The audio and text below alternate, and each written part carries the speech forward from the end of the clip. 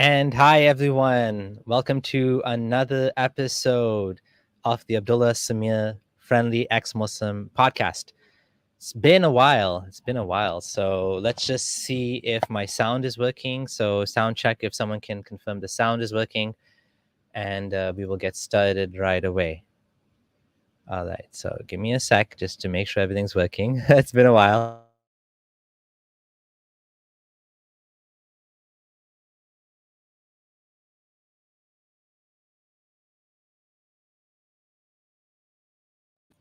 Sound is good. Okay, awesome. Okay, good to know. Alrighty, so it's been an interesting couple of days, and lots of things have happened. I thought instead of talking about this in a pre-recorded video, I'm going to go live. It's been a while, and discuss some of the things that have been happening. And all of this is connected to India and what happened in India, and what Apostate Prophet said, and how that has turned into this this, I guess you could say, shit show, if you want to call it that. So and I'm going to disagree with the Apostate Prophet here, but we'll get to that. So it's going to be interesting. Okay, my sound is not synchronized. Okay, give me 1 second. I'm going to reload the page, see if I can fix it.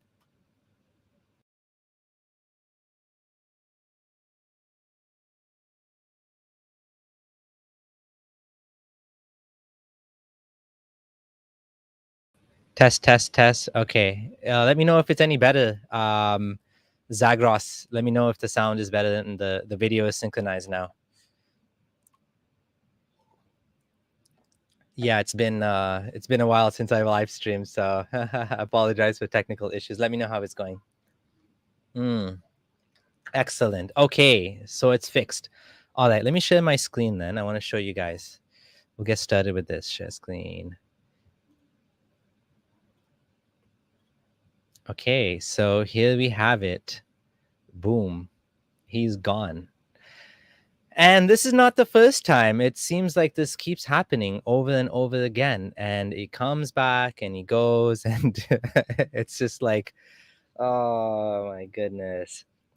Social media is like one of the most difficult things to deal with right now if you're one of us. So let's take a look and see what he said and what happened there. So he posted an update, and here we go. Twitter permanently banned me after I posted cartoons and offended Muhammad. Twitter only protects Islam this way. Twitter is on the side of the violent Islamist rioters who hate freedom and equality. So his post here is that Nupur Sharma did nothing wrong. It is Muhammad who married a child. Okay, so for some reason it's not getting any bigger. Oh, there we go. That's all there is to it. So here we have Apostate Prophet, secular activist, someone who is fighting for the rights of minorities, of ex-Muslims, of even Uyghur Muslims, who's spoken on behalf of Christians, who's spoken on behalf of everyone, someone that is clearly a satirist, someone that, pokes fun at religion, at Islam in particular. And he got banned for this. And in fact, even before this, he got banned for something else, which was, I can't even show you now because he's banned. But he had another tweet, which he got temporarily banned over. It was a tweet regarding Prophet Muhammad was an epileptic, right? So the epileptic prophet, that thing basically got him in trouble as well. He made a thread on this. He made an entire thread it was a nice thread. It was like, I don't know, like 10 different tweets on the topic. So now it's gone. I can't even show it to you, which is unfortunate. But we're going to talk about what I think about what he said. But before that, let's talk about what happened. People like him are needed.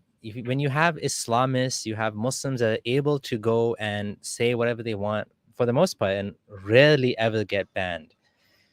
There's a bias, there's a social media bias that's at play against people like us. It makes it very difficult for us to compete on equal terms to Islamists. The funny thing is, if a Muslim posted this, You can just imagine the exact same thing being posted by a Muslim. Muhammad did nothing wrong. He married a child.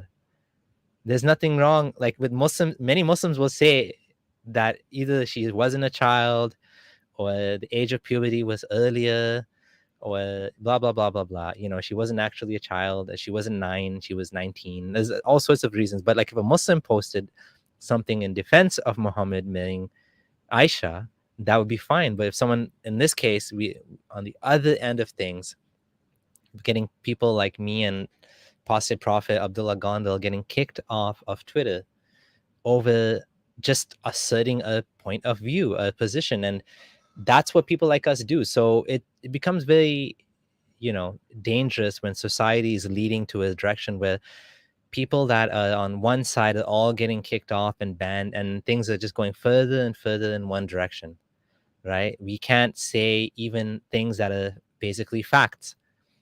In this case, he's talking about, this situation that happened, and we'll talk about it. But the situation happened. He's giving his opinion on what was said and how he interprets the situation. He's saying Nupur Sharma did nothing wrong and puts a cartoon there, and he's banned for that.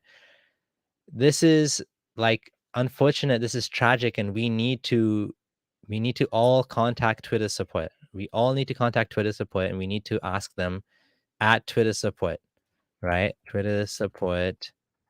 We can do it in the same way, right? We can say Apostate Prophet did nothing wrong.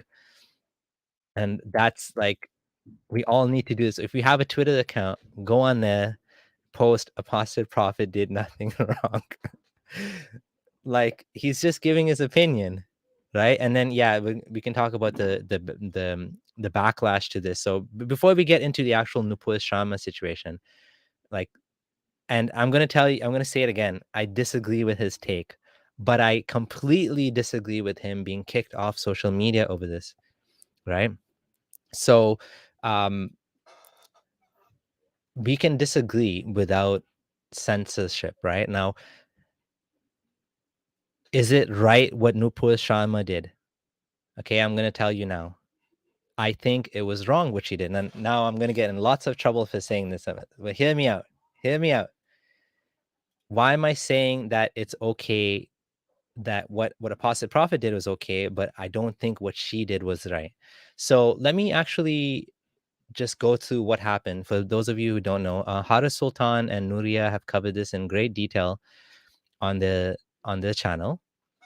But let's just go through and discuss the exact situation, what happened, and then we can talk about why I think she shouldn't have done this.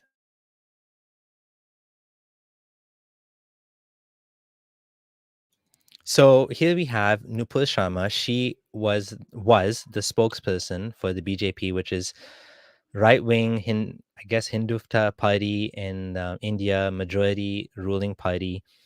And as we know, the majority of Hindus in India, we have a situation with Muslims and Hindus living together, but it's not exactly like Canada or America or other places in the world where we have, as Haris Sultan said, like, we have like peace and safety and ability to speak and, argue, and we have dissent, and we don't have mob chaos and these sort of things. In India, it's not like that. It's, I would say tinderbox is one way to put it. Like, you have a situation there that's not totally stable, right? For the Muslims or the Hindus, and the Muslims being the minorities, are going to have to be worried about certain things that have happened. There's a growing Hindutva right wing that is going after Muslims in India. And of course, Muslims are not totally innocent either. The fact that, like, there's been mobs and stuff that came out of this as well. But the fact is that as a member of parliament, if you are a member of parliament, you are the spokesperson for one of the parties, you should not be saying things like this in a tense situation, or making a tense situation for Muslims and Hindus in India. And as Haris Sultan said, people like this can just go on TV from the safety of the home or the studio and say whatever they want and just walk away. And then the repercussions are felt by the people on the street.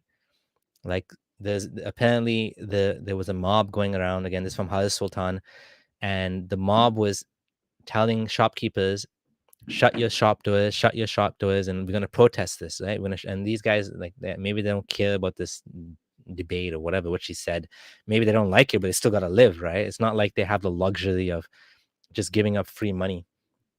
But anyways, so you have those people getting involved, and then you have some Muslims getting attacked as well over this conflict. And this conflict actually goes back to, she was on TV, she was debating with someone, and what happened was there's a debate about a mosque that's been built on top of a temple or something, and the person she was talking to said something that she didn't like about the Shiva Lingam, which is the penis of Shiva, which is, he said it was a water fountain. She said, how dare you say it's a water fountain? It's like a holy thing to me. She said, you want me to offend you, or do you want me to attack your religion? And she started saying, you guys believe in a flying horse, and Muhammad married a 6-year-old. She said all these things, which are interestingly not blasphemy, the like actual like beliefs of Islam, of Sunni Islam. So the problem was, who said it is the problem, right? She said it. She said these facts, but the problem is because of who she was. Identity politics is why this thing exploded. Now, the positive thing about what she said is that this is becoming easier to talk about. People are able to actually maybe discuss these things, rather than just hiding and having Islam on a pedestal and no one can talk about it, right? So we have the ability to discuss this now because it's become like major news. But what happened? Okay, so there's a bunch of stuff that happened. Muslim countries started boycotting Indian products. So it became an economic war now, like Cold War situation, right? And because of this, they were forced to, they basically have suspended her from her position. I don't know if they mentioned this in the article or not. Yeah, it says that here, her suspension, right? On top of that, the Muslims are arguing she should be arrested for blasphemy. I mean, this is a joke to say this is blasphemy when it's the actual Islamic beliefs, to believe that Muhammad got married to Aisha. It's in Sahih Muslim and probably Sahih Bukhari. This, Burak that he rode to Jannah, that's an Islamic belief as well. So how is it blasphemy? And it's not blasphemy, but they're saying now this is blasphemy. And this is bad. This is bad that people cannot say these things. Now, I still disagree with her saying it, because what she's done is she's made it into a Hindu-Muslim issue. So for someone like that's outside of the situation, someone like Apostate Prophet or myself, when we talk about these things, we are like basically neutral parties, and this is our job. Like, we criticize religion, we criticize dumb beliefs. This is what we do. For someone to actually be, that's a part of the ruling government, to go and make what I would call insensitive comments about the Prophet Muhammad, not that we have any sort of, the funny thing is it's insensitive, but it's true. But again, going back to identity politics, so I don't think she should have said this. I don't think this was the right way to, if we want to encourage discourse and dialogue and, Hindu Muslim discussion, this is not the way to do it. You don't take a ruling party member and like start attacking the beliefs of a minority, because it creates problems, right? Even if Muslims were a majority, and then you wouldn't even be able to do it, because it would be like, hell would freeze over from the reaction, right? Because Muhammad is treated like almost like a demigod. I said like Gog and Magog. And so it's difficult to actually speak about these things. So while again, I do disagree with that she did nothing wrong, he did nothing wrong by saying that she did nothing wrong. That was his opinion. And he should be restored and get back. We need to get his account back. And so please do tweet Twitter support, and let's help to try to get his account back. I don't know if he's going to get it back or not. And that's what it is. It is what it is. This is the situation. So let me know in the comments what you think. Do you agree or disagree with me? I see some people disagree. Yeah, this is a good comment. It's interesting how the backlash fell on her for insulting Islam, but the worst didn't happen for the scholar that insulted Hindu holy figures first. Yeah, I guess that's a fair point as well, that what he said was offensive to her. And again, the funny thing is, to be offended about your own beliefs being mentioned in public, yes, with ill intent. Like, if you look at the Mahdi, if you go back to Mahdi Hassan when he was debating Richard Dawkins, and Richard Dawkins said, "Oh, you believe in a flying donkey," or whatever he said, right? In this like pretty famous debate, Hassan, Mehdi Hassan didn't run away, right? He's like, "Yeah, I believe in it," right? He like acknowledged it. He's like, "Yeah, I believe in it. So what?" Like, kind of like, "Yeah, like I believe in nonsense, but so what?" Right? If that's the case, like, shouldn't that be the ideal Muslim way to respond to such people? You believe this and this. Yes, I do, and okay, so what? Like, okay, you believe in nonsense as well. Like, you just get back to like Hanuman and flying monkeys, and there's equally ridiculous beliefs, if not more ridiculous, in Hinduism, right? So this is the problem, right? The problem is that we can't discuss these things. This was again. The problem is because for me, the problem is because she's a member of parliament and she's a governmental figure, and now she's making comments about religious beliefs of people that in the society, in many ways, it's just a masked anti-Muslim comment. It's not necessarily about the belief, but it's like us versus them. It's tribalism, right? It's kind of like, you're scoring points, one group against another. It's not necessarily the case that she's making, oh, your religious beliefs are outdated and unfair because in Islam, she's not, that wasn't the point of this. This was like, you're offending me, I'm gonna offend you back. I'm gonna get you back.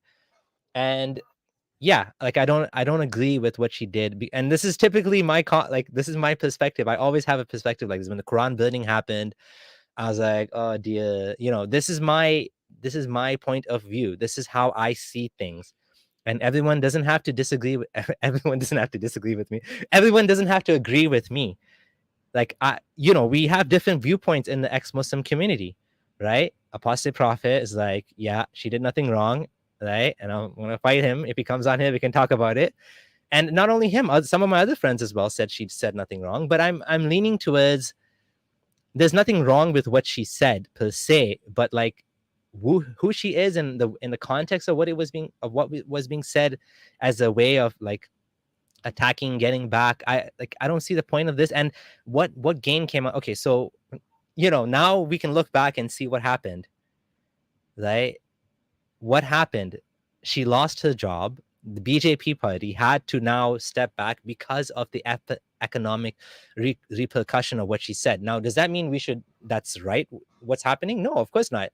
This is a form of like bullying, I guess you could say, right? And like let's jump to a little bit of a different topic. This is a related topic, not Amber Heard. I don't know why she's showing up on my. Oh my God! Please go away. That's not the point of this discussion. This is about Lady Fatima, Lady of Heaven, in the UK being banned, or like being taken off because of the Muslim backlash. So yet again, another example of Muslim backlash. What happened? Lady of Heaven, which is a movie made by, from what I've heard, a Shia extremist, some like guy that's like so out there that even Iran banned the video because it created a lot of drama. I don't know, like sectarian. Again, you can see like Iran wants stability, so they're like, yeah, we don't want this. We just don't want to deal with this, which is sensible. But the problem is, it maybe is sensible in Iran, that it's not sensible in the UK. It should not be the situation in the UK. That is a problem, right? I'm holding the UK to higher standards. And like the movie was here in Canada, Ex-Muslims of Toronto. We were going to go see it, but we couldn't end up seeing it because the day that it happened was not on the weekend. So it wasn't enough, it was difficult to attend. So we were planning to go see it all together. Didn't work out. Apparently it was in America. There was nothing, no peep happened. It came and went and whatever. UK, oh my God, now there's a big, everyone's getting freaking out and it's this big problem and Muslims are, angry about it and they're ready to fight over it. And, like, I'll just show you one example. We have a favorite example here. Oh, it's gone. What? It's gone. Okay. Muhammad Hijab. What happened to his video? It's gone. Okay. There's an angry rant of Muhammad Hijab talking about Lady of Heaven, and you're gonna insult, or maybe it got taken down as well. I don't know if it got taken down or it I don't know what happened, but it's still on. You can still see on his YouTube. This angry. Let's just look at it, right?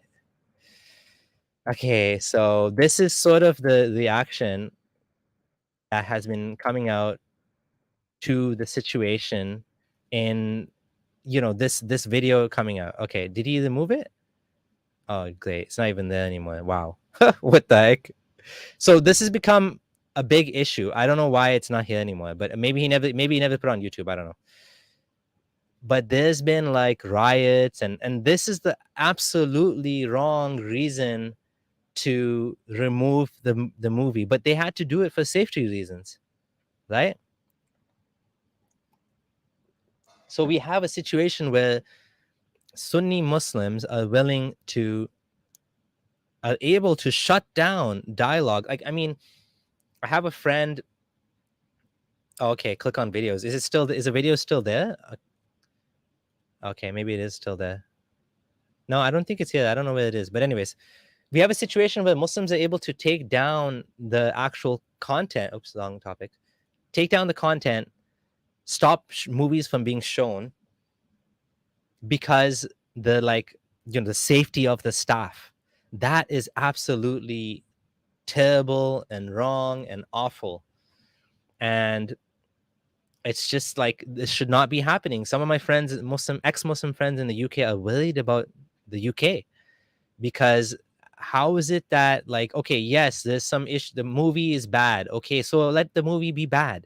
It's a freaking movie. It's one person's point of view or whatever, right? Dividing Muslims. We're in a secular country. Like, you're already divided. What are you talking about? Like, what's the big deal, right? You're allowed to be offended, but to shut down, like, this is again the same thing that's happening over and over again. Muslims shutting down dialogue, shutting down, and again, this didn't happen in Canada, it didn't happen in the US, but the UK, it did happen, and this is just awful.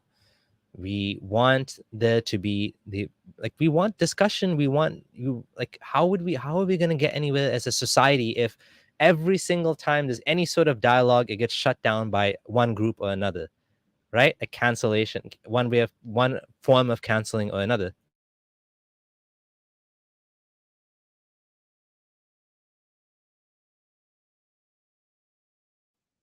So my argument, Zagros is asking, can you recap your argument in a condensed state, please, so we can understand exactly where you come from? Sure. My argument is that she had every right, legally, let's say, to say it, because there should be no law against blasphemy. The blasphemy law, there should not be a blasphemy law, even though there is a blasphemy law in India that apparently came from the British or something. There shouldn't be a blasphemy law. Freedom of speech is one thing, but whether or not it's legal to say a thing, does that mean it's wise?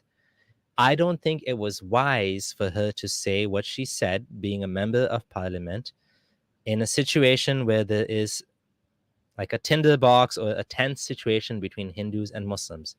Not out of respect for Muhammad, because no one has to respect Muhammad, but because it's just not a wise thing to do. You don't always have to say, just because you can say something doesn't mean you have to say something. I'm making a I'm making a judgment call on whether it was right or wrong. I don't think it was wrong per se in a legal sense, but I think it made the situation bad. It made the situation worse for Muslims and Hindus in India.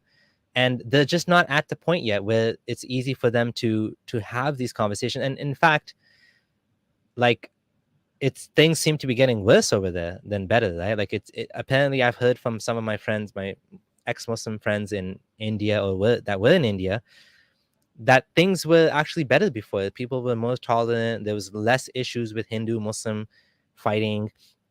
People would get married, and then there was this big issue with love jihad, this conspiracy that Muslims are out to convert Hindus by marrying them or whatever. Like, I mean, marry whoever you want, whether you're this one or that one. It's whether you're Hindu or Muslim, it should go both ways, right? Muslim woman, Hindu man, Muslim woman, Hindu man, Muslim man, Hindu woman. It shouldn't matter, right? I mean, love is love. And if they find love, even despite the fact that they come from totally different backgrounds, that's amazing, because what they have in common is they're both Indian, right? And so this is something in common that we can unite over. And things are actually getting worse in India. You have the BJP party that is not at all liberal party, not at all a party that cares about secularism or freedom of religion or whatever, or minorities in general. Muslims are kind of bad off right now in India. That's what I've been hearing, right? So yes, but going back to Apostate Prophet, this is his job. Okay, like this is what he does. To silence him, someone that, like, it's like a journalist. It's like shutting down a journalist. Like, you shouldn't do that. Right? This is his thing he does. This is the thing I do. We should be allowed to share our opinions. Right? We're not part of the situation. We're out of it, and we're just discussing for the sake of bringing dialogue, right? It's like banning Jordan Peterson or something, or like Sam Harris, or like, just because they have a position that is, and it's, I guess I understand where Twitter is coming from. The bots, all the bots that flagged this saw Muhammad married a child, and I don't know, maybe there was someone that actually looked at it. I have no idea if it was a bot decision, but it looks like it's now a permanent ban, so it's going to be harder to get it back. And blasphemy, yes, blasphemy is a human right. Exactly. We have every right, right? Every time the world bows to them, they get more confident in their arrogance. And the problem is it's a financial thing too, right? It's a financial thing too. So Nupur Sharma, being, again, member of parliament, part of the BJP, when she said this, now she's cost Indian government, like, I don't know, millions of dollars or what, but like this is an economic repercussion. So everything comes with a cost, right? There's a cost for everything. So which is why, again, I don't think this was the right way to do it, because it didn't work. I don't think it worked anyways. I don't think it achieved anything positive, other than, yes, we're all discussing it now, which is maybe, a positive thing. Okay, what if I said racism is a human right? But is this racism though? I don't see how this is racism. I see this as critiquing a belief system, and belief systems are also critiqued by fellow members of the religion. Like in this case, they're critiquing the guy's beliefs and what he said in the video, right? Like, that should be allowed. They should be allowed to do that, but not shut down dialogue. That's the problem here, right? What the F does, oh, sorry, long comment. He mocked the Uyghurs. Maybe that's the reason. No, he didn't. He actually stood up on behalf. You're talking about Apostate Prophet now. Apostate Prophet actually made a video on behalf of Uyghur Muslims. And actually, I don't know if he made a video, but they talked about it in a live stream, David Wood and him. Let me just go over some of the super chats. Thank you, Stop Scamming Man, for the £5 Maybe a good way to counter Twitter taking down such comments only is to petition for reinstatement. Yes, exactly. Let's all contact Twitter support and at least let them know what we think, because we're the customers too, right? So we have two groups of customers. We're gonna fight. We're gonna fight out. And we're gonna try to get them back on there. Hopefully we can, hopefully we can get him back on there. Okay. Apostate Prophet should sue Twitter. You can't sue Twitter because in order to use Twitter, you have to agree to the terms and services. So you can't sue them for taking away access to their own platform, which they gave you voluntarily. The only way you can sue them is if they cost, I don't even know. I'm not a lawyer, but like, yeah, you can't really do that. Just to get to the point, Islam isn't a race, it's an ideology. Yes, exactly. What race is Islam? Yeah, Islam has every race in it, right?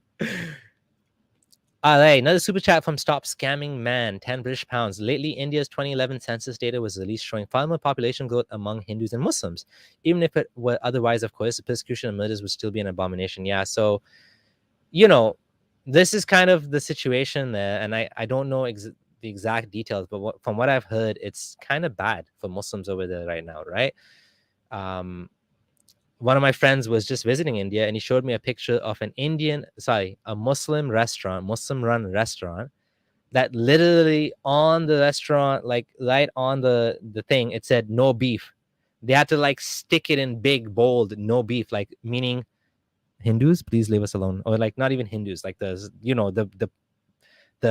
cow police, basically, the ones that'll go and like beat the shit out of you if they find out you're selling cow meat. But you can eat buffalo meat apparently, but not cows, right? So yeah, it's okay. So this is a good way to put it. Salim Raza said, freedom of speech cannot be an excuse to be free from any responsibility for any untoward consequences in society in a volatile situation. This is exactly the point I'm trying to make. Is it's not black and white. It's a we're making judgment calls here. We're making evaluations on a situation, and we're just saying, well, I don't think this and I don't think that. And this is my point. It's not black and white. And we can't really say that if one person says, I support her, I support her freedom of speech, but I don't think it was a wise decision what she did. And when to say she did nothing wrong, I would disagree with that. I think she did something wrong, and I don't think she should have done that. And excuse me, even the the government's getting rid of her now, so they had to backtrack. So like, was this a good thing? It doesn't seem like it to me. So anyways, yeah. So isn't Twitter owned by some Saudi person? Yeah, there's a Prince Talal. He was actually debating with Elon Musk about. He's like, he didn't want to sell to Elon Musk because I don't know. Anyways, yeah. So there's some owners of Twitter that are some big Muslim shareholders of Twitter, but I don't think that's the reason why. I don't think those Saudi princes even give a shit about what's on Twitter, whether it's Islamophobic or whatever. I don't think they care. I think all they care about is money.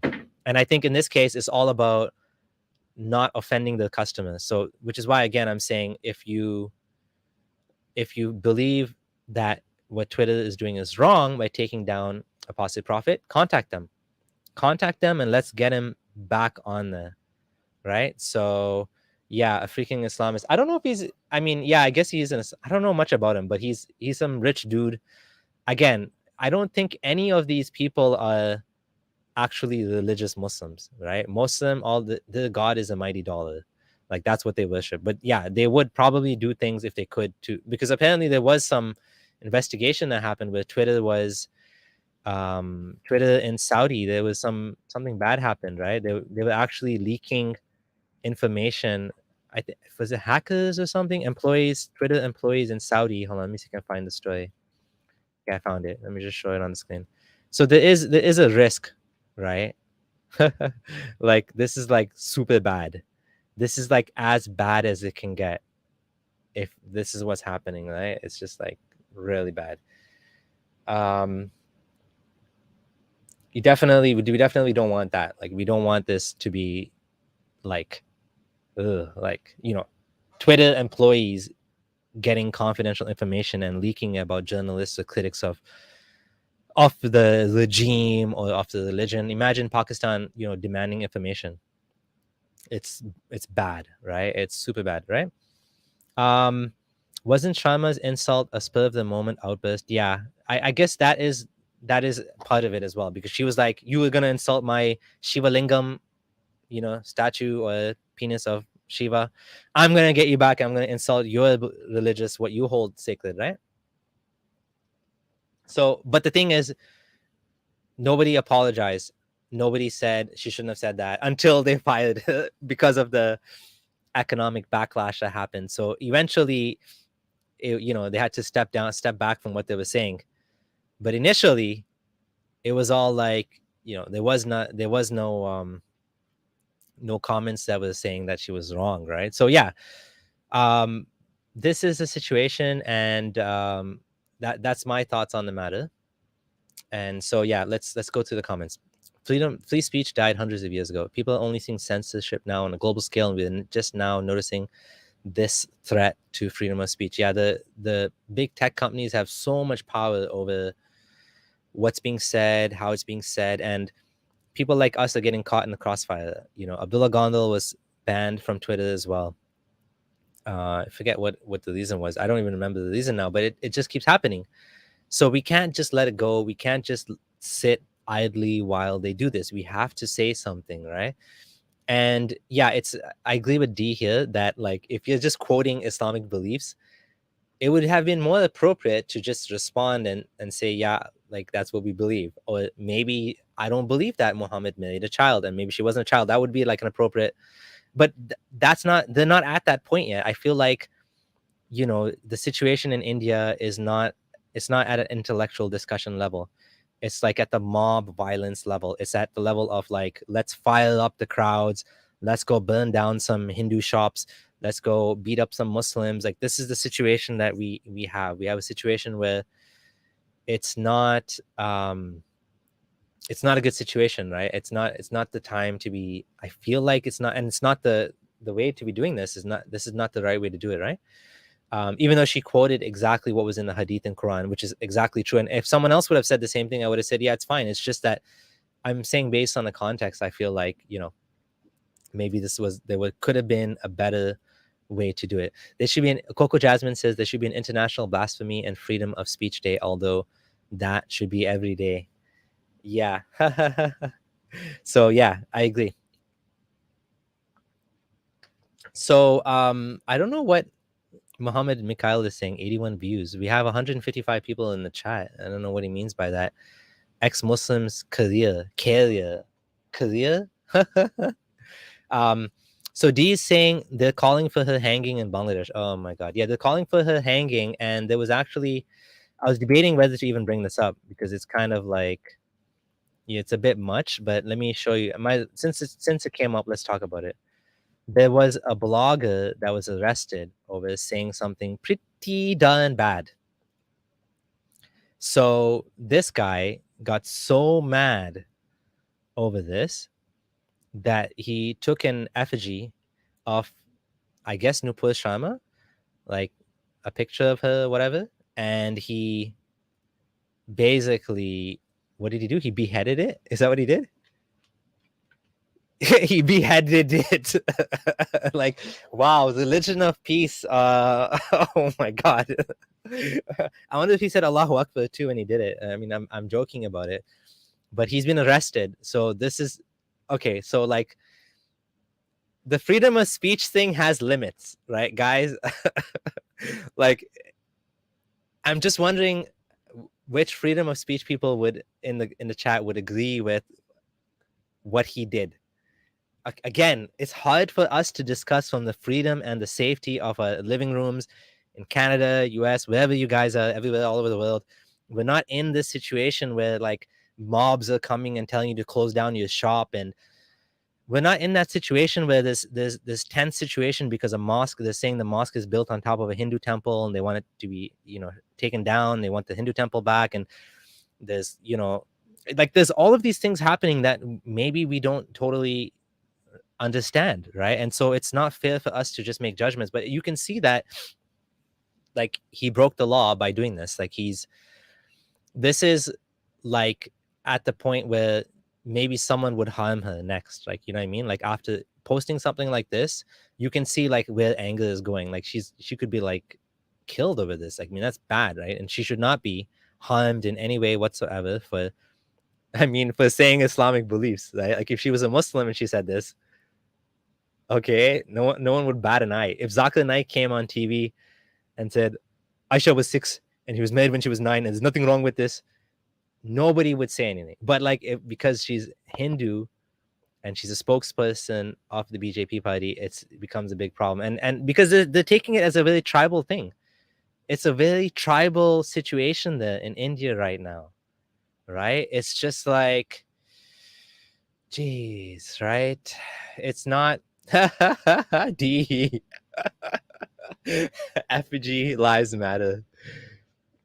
Oh my god, yeah, that's pretty funny. So yeah, like I do think that, I hope we get to the point where anyone can say anything other than like calling for like people to be harmed, right? I mean, the line is gonna move based on where you are as a society. The more civilized your society is, the further the line can go, which is why in many countries you can make fun of Jesus in stand up and comedies and cartoons, and nobody bats an eye, because they're civilized. I mean, that's simple, right? I mean, they're civilized and they're able to understand that, okay, this is like a joke or whatever, and I can let it go. I can look over it, blah, blah, blah, whatever. The less civilized your society is, the more that line is pushed. I mean, it's not just religious blasphemy. It's also like dictatorships that would not allow you to criticize the religion. Any group or government that would block dissent, journalism, freedom of expression, freedom of belief, like Saudi is not, in my opinion, is less civilized. So whenever people say, well, in Saudi, this is, Saudi doesn't allow Christians to have public, blah, blah, blah, like public, like open Christmas celebrations or whatever. Yes, they don't. And that's bad because they're less civilized. We don't want to be more like Saudi. Like, we don't want to be more like Saudi. So he's saying, so you're saying Christians are civilized. I'm saying the societies that we live in, if you want to characterize them as Christian societies, I characterize them as secular societies. And yes, many of them are far more civilized than some of the Muslim countries, right? And sometimes it's part of the Muslim countries, not the whole thing. It could be certain parts, like especially in many countries, you'd find that the rural, the places away from civilization are it's much more difficult to get to them.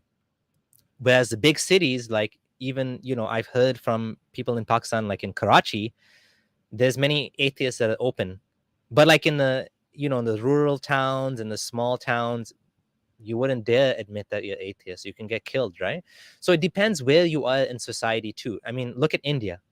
India has laws against sati. I don't know if you guys know what sati is. Let me know if anyone knows what sati is. I'll explain it. Sati is, it's such a horrible thing. It's a Hindu woman, when her husband dies.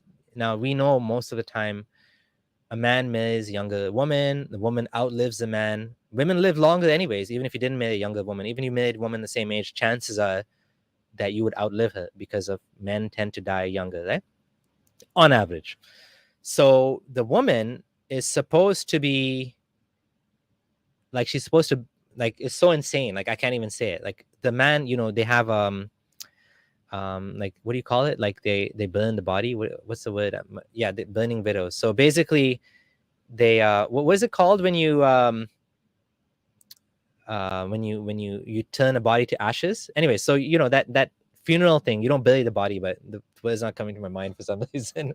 I'm tongue tied here. But anyways, yeah. So when they burn the body of the man, the woman is supposed to be burned alive as well, which is like insane, right? Cremation. Thank you. Oh my goodness, my mind's not working.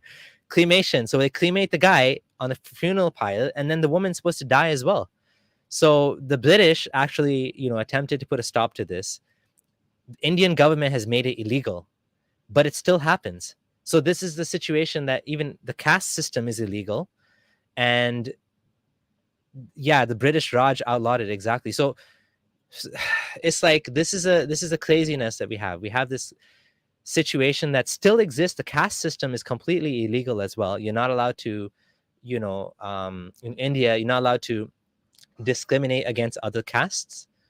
Like, there's untouchables, the sudras, they're supposed to be like cleaning toilets and stuff, and you can never marry them and whatever. Maybe I'm wrong, that never happens, but the caste system thing still happens, right? The caste people are still, they still think in terms of caste. And maybe I shouldn't have mentioned sati as an example. If it doesn't happen anymore, I'm wrong. But what I meant was some of the really crazy things that, even if it's illegal and it doesn't happen in the cities, it still happens in town. Another example that comes to mind is that in Japan, they eat, is it whales or dolphins? And it's actually banned internationally to I think dolphin meat, right? But apparently they still sell it and eat it, especially in the small towns. Right? In the city, no one eats it, apparently, the big city. But like, yeah, and apparently, So Sahil saying no claymation doesn't happen anymore. Casteism Zelda. Okay, I don't think you mean claymation. Claymation still happens, but I think you mean the sati doesn't happen, right? Not okay. So, anyways, yeah. This is like clay. It's just like insanity, right? When I'm pretty sure that even when this was being banned, it was the same situation. That in the bigger cities, it would have been banned, and in the smaller towns and out of the way places, there would be, you know, okay, so this is getting kind of dark. I don't think this seems correct. What they put ghee in the mouth of what? Okay, I don't know. Anyways, this is like, this is getting crazy. Let's not talk about this anymore. Okay, we have a comment here by Agatha Shaula Benitez. No, it isn't about Christianity being more civilized. It's about Christian majority countries doesn't have that tyrannic impositions. Yeah, so thankfully, secularism has taken away the dogma, the danger of dogma. It's basically, held back religious stupidity from all over the world, right? I mean, well, sometimes not always the case, because again, you can have a secular society like India where you still have people voting on identity, and then you have problems still even there, because then again, instead of voting based on what's beneficial for everyone, humanism, the majority can still outvote the minority and take away the rights even under secularism. So secularism is not enough, right? You need more than that. You need humanism, you need freedom, you need all the freedoms that we fought for after World War II, right? The things that people died for: freedom of religion, freedom of expression, freedom of belief, the right not to be discriminated against based on gender, sex, identity, all of that stuff that we fought for and died for. We don't want that stuff coming back, and we can't just let it come back, because there's always like, we are apes, right? Like, we're evolved apes, and we still have a chimp brains, a lizard brains. We still have those dark tendencies to tribalism, to violence, right? And which is why whenever you have it's like sometimes you have people that go into war, soldiers, and they get PTSD not from seeing what the enemy did, but from seeing what they did. You know what I'm saying? Like, the things that people do, they don't even realize like what they can do, right? It's just like, we didn't come from chimps or lizards, bud. I don't know what I'm talking about. I don't know what you're talking about.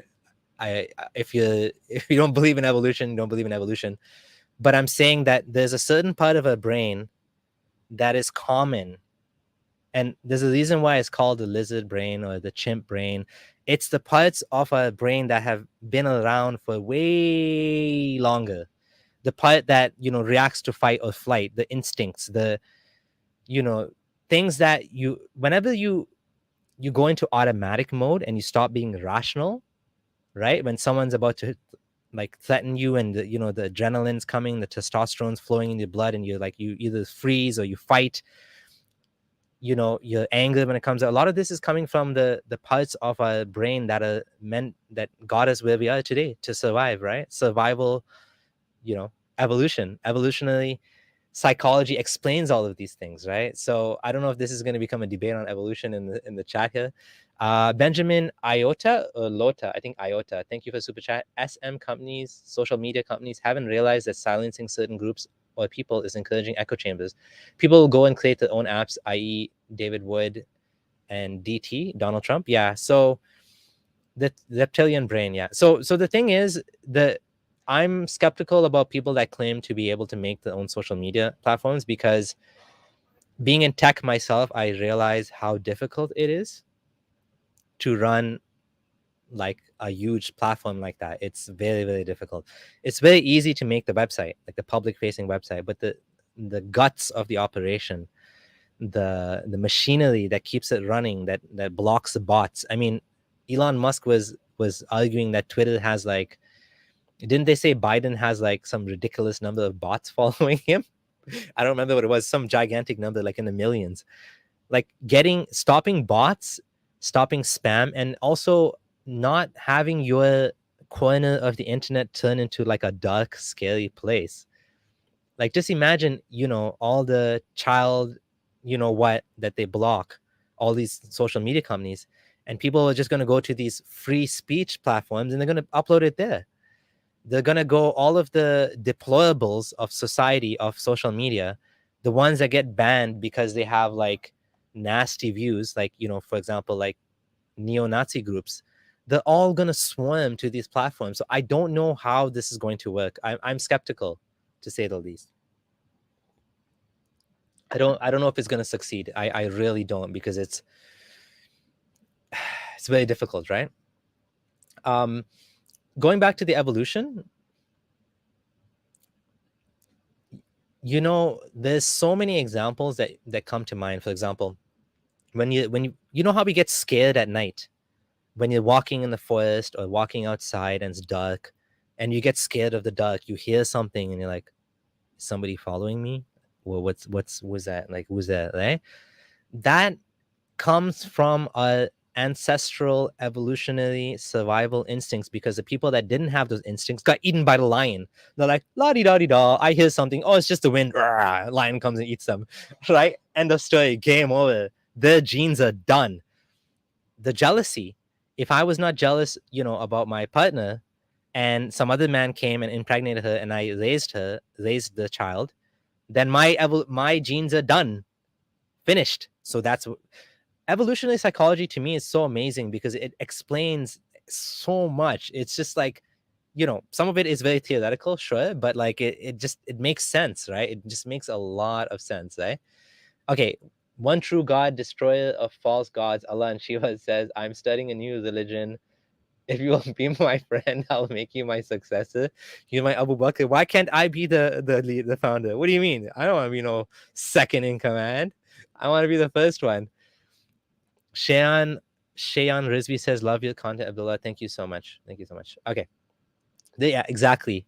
Dale Duckworth says, "Agency detection circuitry." This is why when we see patterns, a lot of the time, we have this like bias, right? We have these biases, we have these instincts, and random guy that's saying it's not evolution, like you you would have a harder time explaining to me why we have goosebumps, why we have a tailbone, right? How come sometimes people are born with tails? Look it up.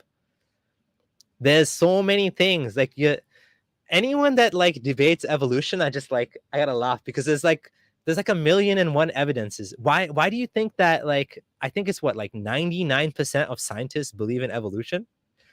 Like, you can't do science without evolution. You just cannot. The only people that are against evolution tend to be the religious holdouts, people that don't want to admit it for dogma, because they believe in dogma. They believe in something not because it makes sense, but because they have to believe it, right? That's what dogma is. You accept it uncritically. You're not challenging it. You're not scrutinizing it. I would say look up Darwin's moth. That's another beautiful example, right? The magnificent G-Man says evolutionary psychology and epigenetics are fascinating. It looks like I'm slightly out of sync again. Yeah, I'm having some technical issues. I don't know why my computer is doing this to me.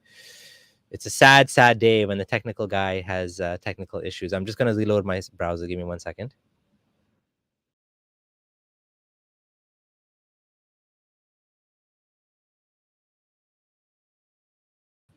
Okay, so I'm back, and hopefully it's better. I don't know why I'm having all of these random issues. It's just Abi K says evolution is not just a theory anymore, it's an axiom, right? It's an axiom. Yeah, I would agree with that. It's just so well like documented, and random guy, abiogenesis is different than evolution. This is a very common mistake noobs make. They say, well, explain how life started, and then therefore if you can't explain that, then you don't believe in evolution. Those are two different things. Abiogenesis, how life started, is one topic. How life evolved is another topic altogether. You can believe, even if you want to believe God did it, God created the first cell, created RNA, DNA, whatever you want to believe, or if it was an accident that happened, that doesn't matter. That has nothing to do with evolution. Evolution is what happens after that, right? So just keep that in mind. This is interesting. This has become a science discussion. So how come that always happens, right? Why does it always happen? Keep up being dope, Abdullah. Thank you so much. So yeah, it's Allah interrupting my stream. Repent and technical support will come. Yeah, that's funny. Kent Hovind in the chat. Yeah, I know. Hey, we're having like anti-evolution conversations now. So yeah, going back to the topics that we were discussing, before we talk about that, I do have a personal update as well, which I've been putting off mentioning it, but it is something that's important and relates to me and my activism and everything that's happening, which is that I am going through a divorce. So the reason I haven't talked about it before is because it's personal, right? It's a very personal thing. It affects the family, and it's, no one's business. But it is at the point now where, it's almost done, getting to the point where everything's getting kind of finalized. So this is something that I did eventually want to tell people, because it's part of what's happening in my life. And, you guys are my fans. You've been following me. Many of you have been donating, giving me super chats, and, supporting me on Patreon and all of that. So, this is actually something that I think, I'm okay to tell you guys, because it's there, it's out there. People know. Some people know. I mean, not that many people, but now it's out there, so everyone knows this is what's happening. But the good thing is, it's, pretty much almost dealt with. It's, these things tend to take a long time. It never happens in one day. It's something that usually it takes a very long time. It's just, there's a lot of things to deal with, and so it's a process, right? So it's a process, and yeah, it does get better. Thank you so much, Ophel. Yeah, this is one of those things that if it was going to work out, it was going to work out, but it's just not going to work out. It's just, we're very different people, and so it's totally understandable that this happened, and I accept it. So yeah. Okay, so that aside, I want to get back to something else. Give me a second. I'm going to load it up. So if I could get a positive prophet to come on, oh, that'd be amazing. Or someone that actually has, a different opinion on what I'm saying. If someone wants to call in, let me post the StreamYard chat. Okay, so we could actually do some calls. Maybe I'll give it a try. Let's see how it is. Let's see how it goes. All right, so it's gonna have some coffee. Am I happy? Yeah, I would say I'm happy. I'm happy in the sense that, yeah, this is a difficult personal trial. I think anyone that goes through a situation like this would know that this is like, it's not easy, but in the long run, it's for the better. So yeah, for sure. Okay, hey, it's Zagros. How's it going, man? How's it going? Hey, Abdullah, good, thank you. How are you? I'm good. So what do you have in mind today? Yeah, so my point of disappointment with you was, disagreement. Yeah, go ahead. That was at the free speech level. Like, I know sometimes it doesn't sound very reasonable, but like, I'm a free speech absolutist, and I think there should be no limits whatsoever to what a human should be allowed or not to say.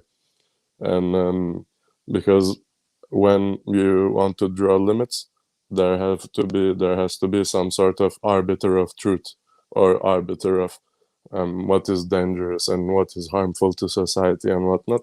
So there will be at all times some people who will try and decide on your behalf what you should be allowed to hear or say. So what do you think so far? Well, I would just ask some questions. So I would ask, like, thinking about, is yelling fire in a movie theater, would that be like free speech? I don't know. Is that okay? Like yelling a bomb on an airplane. I can think of some scenarios, calling up a school and saying, I don't know if these are exactly free speech issues or not, but like I can think of examples where, the so when we talk about free speech, what we're talking about is what is legal, right? What's legal, what's illegal. So I agree that there should be probably less or very little legal bans on things that are, being spoken about, because yeah, and no book, D saying no book banning either, right? There has to be some sort of, but I do think that, what about, like, inciting violence or something. So that's the part where I said it can sound unreasonable, because we do have such problems. Some people do have, this true hatred, and they do want to enact it. They want to, kill people, whatever, commit genocides and whatnot. So, but I think this is some unfortunate truth of our own human nature that we have to acknowledge, and try not to limit, but instead, like instead of drawing a wall in front of a river, you divert it by, still having curves. Like, you cannot just put a wall in front of something. I guess it's like psychoanalysis 101. Whatever you suppress will eventually, ultimately come back and bite you back. So I think the goal should be to asymptotically approach an idealistic, future where we have the least amount of laws, because we are like very highly alert and aware of the causes for which we used to have these laws, and understand the reasons how we got over the need to have the laws, and why we decided to once have those laws. So Mm. that's the type of future that I envision.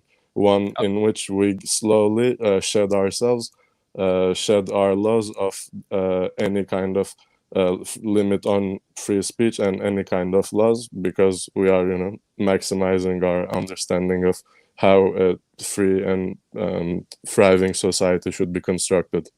right. So as an ideal state, I would agree with you that that should be the goal. My concern is, like, if you look at something like this, you know, the WhatsApp had to implement limits on forwarding because of the fact that people were killed over this. There was a fatal mob attack that happened in the south of India. Well, actually, the first one happened in Central African country of Gabon. I don't even know how to say that. Well, basically, missing president and suspect video. I don't know anything about this one, but I do know about the Indian one, where basically there was a fatal mob attack, right? So there was some misinformation being spread around about rumors about child kidnapping had been circulating across India for months, right? And then what happened was, you know, this was used by some people to, I mean, you can go into the details, but the point is that sometimes, if you don't have limits, then things like this, can, or like another, okay, let's talk about this one first. Like, so technology had to play a role here in making people die because of misinformation. So this is an example where, if someone intentionally lies, I don't know if this was an intentional lie or what exactly happened here. Was it just like, a tendencies, a human tendencies to pass along fake news is very high. Anything sensational, we just forward it like instantly. We don't even check it half the time. This is a weakness in evolution. So don't you think that if we allow anything, this could be like exploited, like just like this example? No, I totally agree that it can be exploited, and we see it being exploited. That's when we see, for example, an increase in frequencies of, legislations and, the regulations passing to try and, control the situation. Because I do totally agree that with this technology comes great problems, and should come also great responsibility, to, make reference to Marvel. But so, what would you say, for example? Um, so, if we set the precedents and start limiting or regulating excessively because we have the good intentions in mind, what would happen, and what does happen according to what we see, when those who claim to have the good intentions can sometimes be delusional in what they think, is the goal to achieve and how to achieve it, and they sometimes go too far. Yeah. And I'm also thinking of, like, some of the, in America now, the far right is becoming a bigger and bigger problem. And, FBI, I don't know if it's FBI, CIA, the intelligence agencies are often spending a lot of energy not looking for Islamist terrorism, but like far right terrorism. Like, for example, there was a member of parliament that was basically, some guy wanted to go and kill him in America recently over the gun laws and abortion laws. He actually had like a bunch of guns and things, and he showed up outside the guy's house, and apparently there was some two Secret Service people there or something, so he changed his mind, and then he like, but he was like, so like online there are dark centers of society that are online that are like planning these things, and like, you know, basically calling. So again, I would think that this is, I have a hard time with being an absolutist of anything, because you're always going to have exceptions that break the rule, right? You know what I mean? Yeah, and there are those exceptions which like lead to death. We agree there. But what I'm saying is that like trying to control speech is like a temporary patch for a symptom, like not even the source of what the actual problem is.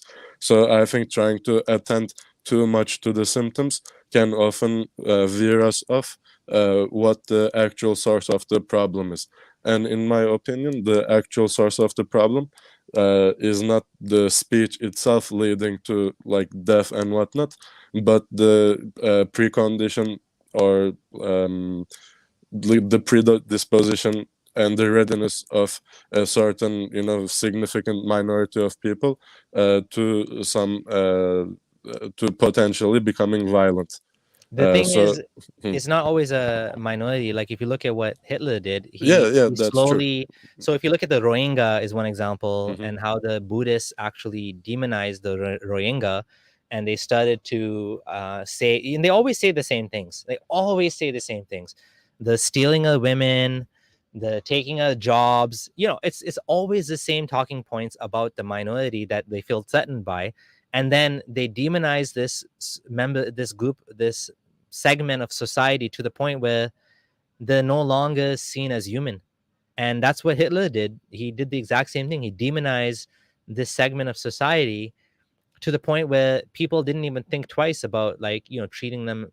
They saw them as worse than filth. They saw them as worse than animals. I mean, the Quran does that too, right? I mean, I wouldn't ban the Quran, but I'm just saying that I that's like some of the issue I have. Like, it's just that, you know, if someone is like, hate speech is banned, right? But the question is, it's always going to be debated, what is hate speech? I mean, you know what I mean? Like, some people think hate speech is saying Muhammad married a 9-year-old, like, sorry, married a 6-year-old. That's Yeah. hate speech, apparently. Like, you know, that's crazy. But Yeah, like, I mean, if you go to in the postmodern direction, then you know you can start naming anything as you wish, and you can start playing with the words, and you know your mind creates the meaning of whatever you're trying to achieve. Like, so I see your argument, and I do actually agree to a certain degree, but I also can't help but think of the slippery slopes, because when you regulate something, you can always extend the logic by which you came to implement that law or that regulation. And just implementing a law by itself is setting a precedent which can later be utilized to go further down that slippery slope. And I think this is something that we see right now, like from the far left in the US. It's like a, you know, symptom of that sort of behavior, in my view. mhm. Like, I don't want to take too much time. Yeah, thank you so Maybe, much for the yeah. call. That's a good Anyhow, conversation. yeah, thanks for listening, and I'll think about what you said. Yeah, thanks so much. Have a good Yeah, one. thank Bye. you. All right, so there's two more people in the queue, so I will go to someone else. Let's take Mohammed first. Mohammed, how's it going? Hey, can you hear me? Yes, I can. Awesome. Well, first of all, I'd just like to say thank you for what you do. Like, Oh, we're both you're welcome. Canadians, and I really enjoy that. You have the sense to stand up for what's sensible and that's actually meaningful to a lot of us. I was always interested in your perspective. And do you think Islam could be reformed? Are you ex-Muslim yourself? Yeah, I'm a complete Oh, nice. atheist. Nice, nice. So, can you tell me a little bit more about yourself? Like, did you just recently leave Islam, or was it like, No, what's your so story? I left like when I finally said, "Nah, yeah, this is not happening," is probably when I was 19. Like I'm 24 now, so I am. yeah, it's been a while since I've been an atheist. Okay. So what do you think about Islam being reformed? You tell me what you think first, and I'll tell you what I think. I honestly like reading the Hadith and reading the Quran and then in the tradition I was brought up in. Like I was originally from Bangladesh. Mm-hmm. Like I came to Canada when I was 6. Mm-hmm. So in that tradition, it's I don't think you could like it's quite explicit in what is a good Muslim and what is not. Mm-hmm. Mm-hmm. So what I think is, I have a pretty strong view about this. I think that the religion is being reformed every day, and I'll give you some examples of this. Things I've seen so much change between when I left Islam and even now, like just a couple of years. When I was Muslim, there were very few people saying that Aisha was 19. This has become a sort of reform now. People don't necessarily call it reform, and reform is a 4-letter word in Muslim community, because they're like, well, Islam's perfect, we don't need to reform it. But if you look Right. at it, all the way back from the time, like I believe that if Muhammad was alive, Prophet Muhammad, so-called Prophet Muhammad, was alive today, he wouldn't even recognize what he sees as Islam, because over the years it's become canonized in a certain way, and of course certain things have become, like, like the scholars decided that this is the way it should be. And like, for example, praying the Taraweeh prayer every day in the mosques, at Muhammad's time, he was praying in his house, people started following him. It's totally different. Like, things have changed so much that, and they continue to change to the point where they're dealing with so much apostasy now. I think that the people are starting to, you have a segment of society, of Muslim society, which is the Islamists, and then the hardliners, the Wahhabis, the different types of hardliners, those two. Those people, they don't want to change. They have a vested interest in making Islam be exactly as they thought it was, which is what I used to think it was too, which is this kind of the Salafi hardline, 7th century, bring back the 7th century, like almost like ISIS, basically, bring back that sort of life, right? And then you have the rest of the Muslim society that I think they're trying to get in line, in a sense, without calling it that. For example, it's become way more popular now to actually not sight the moon, but calculate the moon sightings. And I know there's still big fights over this, right? But like, more and more people are coming and warming up to the idea of like there being like a kind of fixed calendar, Islamic calendar, that like it's just like, okay, this is the day the month starts, and this is, you just look at the calendar and because we know, I mean, we have so much certainty about the eclipses, that we know even when Muhammad saw eclipses, we can go back like 1400 years. It's that accurate science, right? Calculations.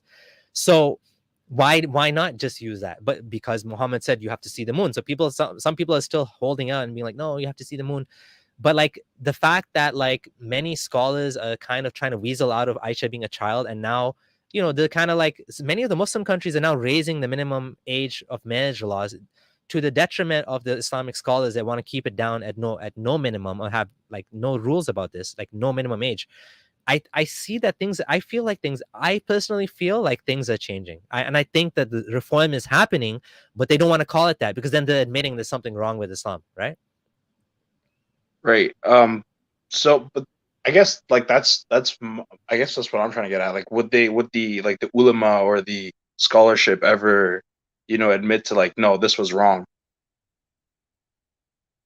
So I think we're seeing that as well. I think every one of you, almost every single one of you guys, knows about the holes in the Quran. That's gone so viral. So basically, I don't know if you're familiar, but basically Sheikh Yasir Qadi, he's a scholar that studied in Medina. I was his biggest fan. I'm still his fan in some ways, kind of funny. But like, he has Astaghfirullah.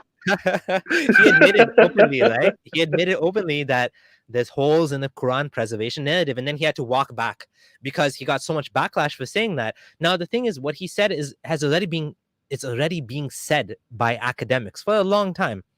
Everybody knows this, but he said it as a spokesman of the Muslim community, so that's why there's a problem now. Because if some guy called Martin Van Putin says it on Marin Van Putin, that's how you say his name, this great academic, I actually support him on Patreon. great academic scholar of the Quran who studied the text, and he's been saying all this stuff for a long time. In some ways, he's pretty charitable too. He likes to say like, the traditional narrative. He's pretty charitable. Okay, even though he's atheist himself, he's pretty charitable. He won't come on ex-Muslim channel like mine to talk about this. He's very neutral, but he's been saying these things for a long time. And even the Muslim books, like the book by, is it Ibn Abu Dawood, the Masah, I forget what it's even called, but Abdul Gondal mentioned it in the stream I did with him. These things are known, like some of these issues, but like the common public doesn't know it, right? So I do think this is happening. Yeah. Right, but do you think, like, I guess I'm sure what I'm trying to get at, like, the secularization, like I'm talking like among us Canadians, like we live in a very like secular and liberal society, but like there's even still like a lot of old school fundamental Muslims that like are quite against. It's hard for us to say, that Islam is a religion of peace while still turning around and supporting gay rights. Like do you see the like contradiction? Where the contradiction is, like, it's like I do want to say, like, yeah, maybe there is a bigger reform, but to what I see and like the political, like the nature of society right now, you see a lot of hardliner. Like look at Turkey. Like Turkey used to be a lot more progressive. The Hagia Sophia used to be a museum, now it's turned back into a mosque, right? So I do have questions. Like, is the reform going the right way? That's true. It can go both ways. It could be reformed, become more like. So I think, again, this would be like a gut feeling sort of estimate, or like off the cuff estimate. I think overall, within a net positive situation, I do think that whenever situations like this come about and there's more pressure from like the West, right, or whatever you want to call it, secularism, democratic values, and freedom of all of this stuff, there is going to be a backlash, and people are going to fight back and push back. And so you get these things where the mosque becomes a mosque again. And I think on the whole, from what I've heard from people that are in this same thing, that there's so much apostasy happening, and at such a rate that the level of scrutiny on the religion is way beyond what it ever was before. And you can't put the genie back in the bottle, right? It's just, you can't do that. Like, even you can see from the Muslim side. Now, I'm less worried about, okay, let me just finish my point. Even you can see from the Muslim side, there are so many events now targeting atheists / Muslims having doubts. Not necessarily atheists, because honestly, like, I haven't seen any real content for atheists, because it wouldn't work. Like, it's just like, what are they going to tell us? Like, we're just going to be like, yeah, whatever. But like, there's a lot of content for Muslims that are doubting and on the way to become atheists. For example, one of my friends invited me to, again, Yasir Qadhi's event called No Doubt.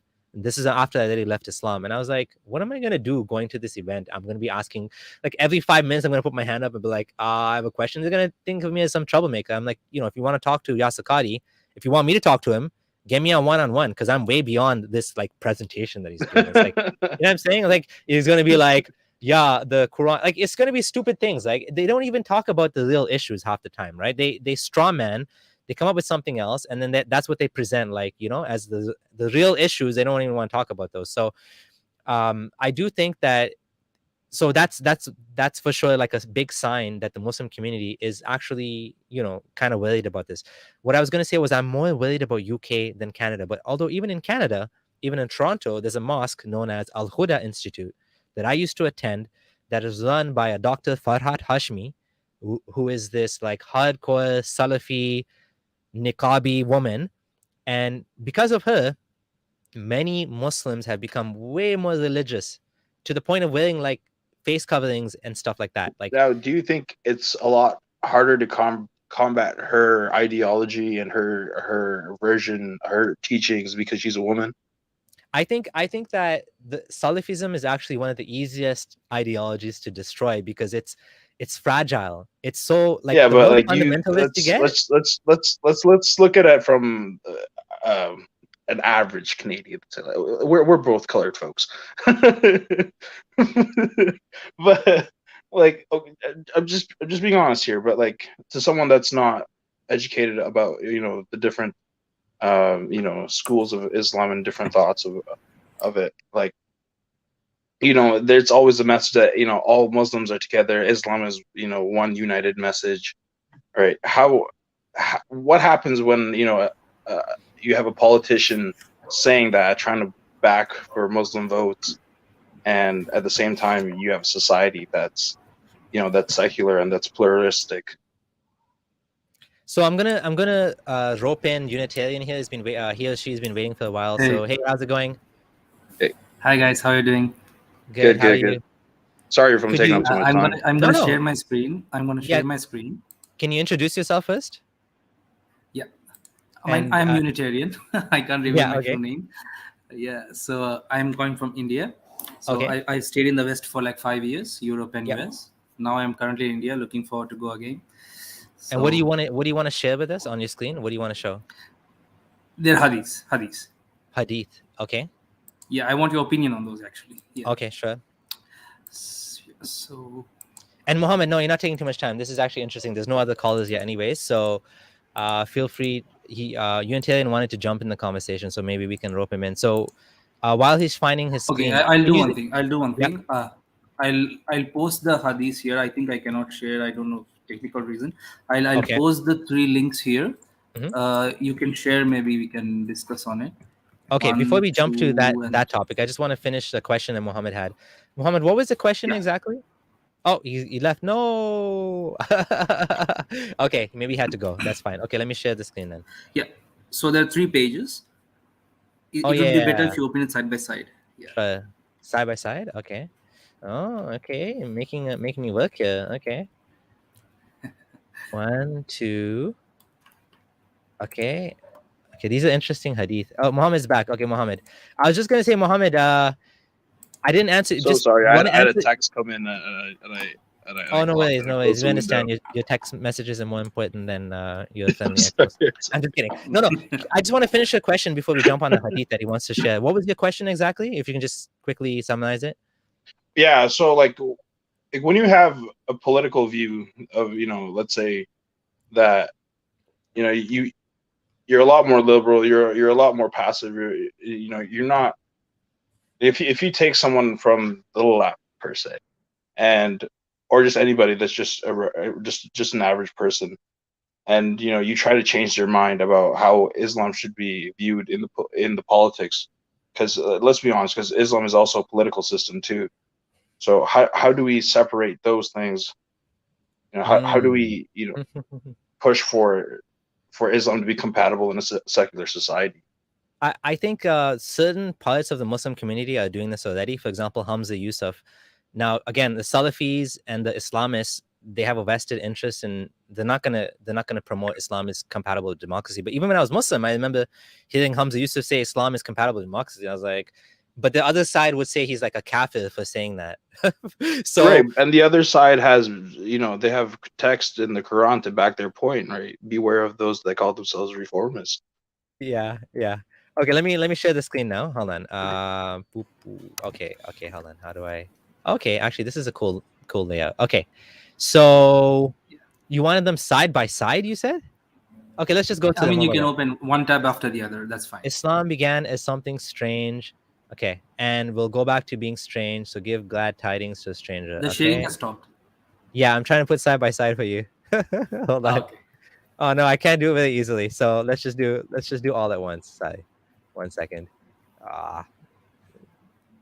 This is difficult. Okay. Oh, there we go. Those are some very, very interesting hadiths. Yeah. Sorry about that. 1 second. Okay, let's try this again. Okay. So no, side by side didn't work very easily. So let's just go one at a time. Islam began as something strange and go back to something strange. Blah blah. Okay. Yeah, this is a popular one. This is the Guraba. There's even nasheed on this Guraba. Right? I guess everyone knows that. Sahih Muslim. Verily, Islam began as something strange and it would revert to its old position of being strange. Okay. And it would recede between the two mosques just as a serpent crawls back into its hole. Okay. And the last one, verily the faith would recede to Medina just as a serpent crawls back into its hole. Okay, what would you like to say about these? These are Sahih hadiths. Okay, they are Sahih and they are from the acceptable books. Sahih Sitta, I think so. So if Islam is true and the Muslims claim that their faith is expanding or it's increasing day by day, they are wrong. according to their own books, according to their own Sahih Hadiths, it should recede. So most of them are false Muslims. You see the Well, logic? hold So- on. They would say no. That's too reductionist. What you just said. How do you know when this is going to happen? That's what they would say. They would say, well, it didn't happen yet. So they'll basically set up an unfalsifiable position. What you're trying to do is you're trying to poke holes in it, which is what a logical person would do. But they would say, no, you can't do that because this might happen next year. Might happen the year after that. Might happen before the day of judgment, right? Like, how do you catch Muslims in contradiction, like when they're willing to move the it is goalposts? a duty. It is a duty of the Mahdi to establish the religion on the earth, right? Yeah. Entire earth. So these two contradict each other. Okay. Yeah. I mean, I understand what your point of view is, but I do think that unless there was a specific date given, then you can't really use this to debunk Islam. It's just like, but yeah, I agree that the strangers thing is something that the hardliners always use as a way of like saying that Islam doesn't need to reform. Why should it reform? It's always been different. It's always been weird, right? So yeah. we're just so just to conclude, do you think it is reforming? But I guess a better question would be: is it reforming for the better or for worse for society? I would say it's getting better. That's my take. I think so. I mean, again, they're all hardliners, and I think that's a natural reaction, right? Like the antibody. I don't even want to call it antibody, but like you have this like spread of secularism, democracy, and all of these things, liberalism, doubt, skepticism, and so there's going to be a reaction. There's going to be some hardliners that come and they fight back, and so they're just going to become more and more insulated, right? So let's see what Desi Neo has to say before you respond. Friendly ex-Muslim, Islam can spread all over the world and then recede into something strange. Yeah, I guess so. Yeah, there you go. See, you can't win. Okay, go ahead. Whoever wants to go ahead, just go ahead. Oh, okay. Yes, so, I was just gonna say, like, those next- hardliners have a lot of money, right? We're talking about Saudi Arabia. We're talking about a lot of resources that are being pumped into nations like Bangladesh and Pakistan that don't have that type of wealth, and and that don't have that type of kind of independence, if you were to. So like, most people conform to to the faith. I have a thought about that, but I want to just add Desi Neo. Desi Neo, how's it going, brother? How's everything going? It's going good. It's going good. I was gonna say I'm gonna respond to Muhammad, and you can talk. Muhammad, I think that Saudi is changing its priorities, and if you look at what the Saudi Mohammed bin Salman, who I don't like him. Let's be clear. He's not too good. He's not a good guy. He's the bone saw guy, right? So he's the bone saw guy. We should never forget that. But like things are opening up in Saudi. People are having dance parties for the first time. They're allowing things that they never allowed before. And even he came on TV. I was thinking about doing a response to this, but I never got a chance. Where he had this big interview, and in the interview, he was saying, again, back to your question of reform. He didn't say it's reform, but he said we are going to throw out any hadith that we're not 100% sure about. And how do we do that? Well, why just hadith? Yeah, sorry. Sorry. I was just laughing at just hadith, right? That said, has leeway, but you can't do that with the Quran. Yeah, so he said we're going to throw out any hadith that's ahad, meaning any hadith that's not mutawatir, meaning multiply narrated. But the funny thing is, there's only like the vast majority of hadith are not mutawatir. So you basically he's set up an allowance to throw out most of them, right? And to pick and choose the ones they want. So like, he doesn't care about Islam. Everybody knows that, right? But now he's actually changing the laws to allow for things, women can drive and people can now have dance parties, although people are still scared, I think, of some of this stuff. They're not sure how the government is going to react. But like I think things are changing. And Desi Neo, you wanna say anything about that? Yeah, what I was saying is this whole hadith situation. I mean, it is kind of strange that since you're not from Pakistan, I'm from Pakistan. It's a situation where the people who are Muslim now were converted by these Arabs are more Muslim. They are more like gung ho about the hadith than the actual Arabs are. The Arabs are like, yeah, hadith, shadith, whatever. Just get rid of the like the ahad hadith. Yeah, we don't care about them. And the guys who were converted like hundreds of years later, they're like, no, what are you doing? You left us hanging. They become more Christian than the Pope, so to speak, right? Yeah, exactly. Oh my goodness. Yeah, Mohammed, So, do you want to, or Unitarian, go ahead if you want to say anything. So coming to political solution, like I think most of us are atheists or agnostics here, right? Yeah. So as a political friend, do you think like communist parties may be the face of atheist people when coming into politics, when they foray into politics? Or do you think there are any other parties which accept atheists I don't think to so. contest, get elected, something like that? I think it's just out of coincidence that it just happens to be, an atheist doctrine within, well, not an atheist doctrine, but atheism is present within the communist society. I think it's just, I think we have come to a point of time where, like, we know democracy works. You're just gonna have, and most systems of governments are secular, or at least ones that are successful, anyways. Yeah, I don't. I mean, personally, whenever I say atheist or agnostic, they immediately like link me to Communist Party. Do you think that's fair? Yeah, think no, that's there's- short-sighted. Yeah, I think there's you said Bangladesh, so I know a lot of Bangladeshi atheists are communists, and I know that this is how it evolved over there, right? A lot of them ended up being ex-Muslims because of communism. My experience here in Canada is I don't like communism. I'm straight up gonna say I do not like communism. I think communism is a trash ideology. It's failed humanity over and over again. Every time someone tried it, it caused massive suffering in the world. It's just terrible, and it's not. I'm a humanist. I'm not at all a fan of communism. I don't like communism at all. So I think in the West there's this different sort of evolution where I don't know any communist ex-Muslims really. Like I know two. But other than that, the vast majority of ex-Muslims here are very humanistic, right? They're coming at it from humanism. Whereas I think in other parts of the world, maybe it evolved differently. So maybe a libertarian party can take us in, as a force, Sorry? as an alternative to far right or far left. Libertarian parties, not liberal. I don't like libertarian. This is becoming a political discussion. Really?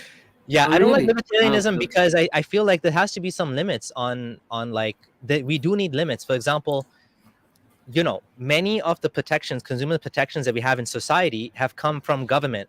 For example, the cell phone companies used to rip us off like crazy in Canada. People had like $900 bills because they didn't even know the data was on, and they kept using and they ended up with like $1,000 bill. Now they put a limit. They force the company to put a limit and to give you a warning. Cell phone plans are maximum 2 years now. So before you had to sign a 3-year contract, now it's only a 2-year contract you can sign.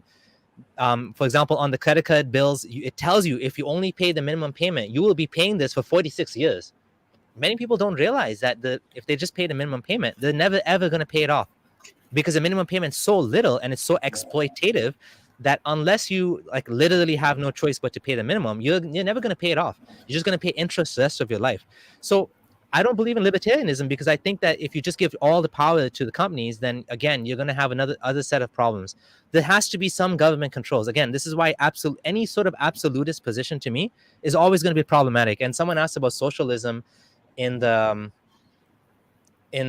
comments, and again, exactly, like there has to be some socialism, some capitalism. I don't think any pure system would ever work. It's just not possible. You're going to have to compromise on some things, and you're going to have to adjust it for the needs of the people and the exact situation at hand, right? And it's always going to be a flawed process, and we're always going to be struggling to figure it out. We're never going to have the perfect system. There is no perfect system, right? So this is my last question regarding belief in God and atheism. So if we separate God from religion and we just say we believe in God, then that would solve 50% of the confusion of religious people, right? So they immediately, when we say we don't believe in religion, they think we are hedonistic. So, but then when we say we believe in God but not religion, then they'll become warmer, they'll come closer and they're willing to discuss. So do you think we need to go through that approach instead of straightforward saying we don't believe in God? And is there a need for new religion, based on humanitarian values?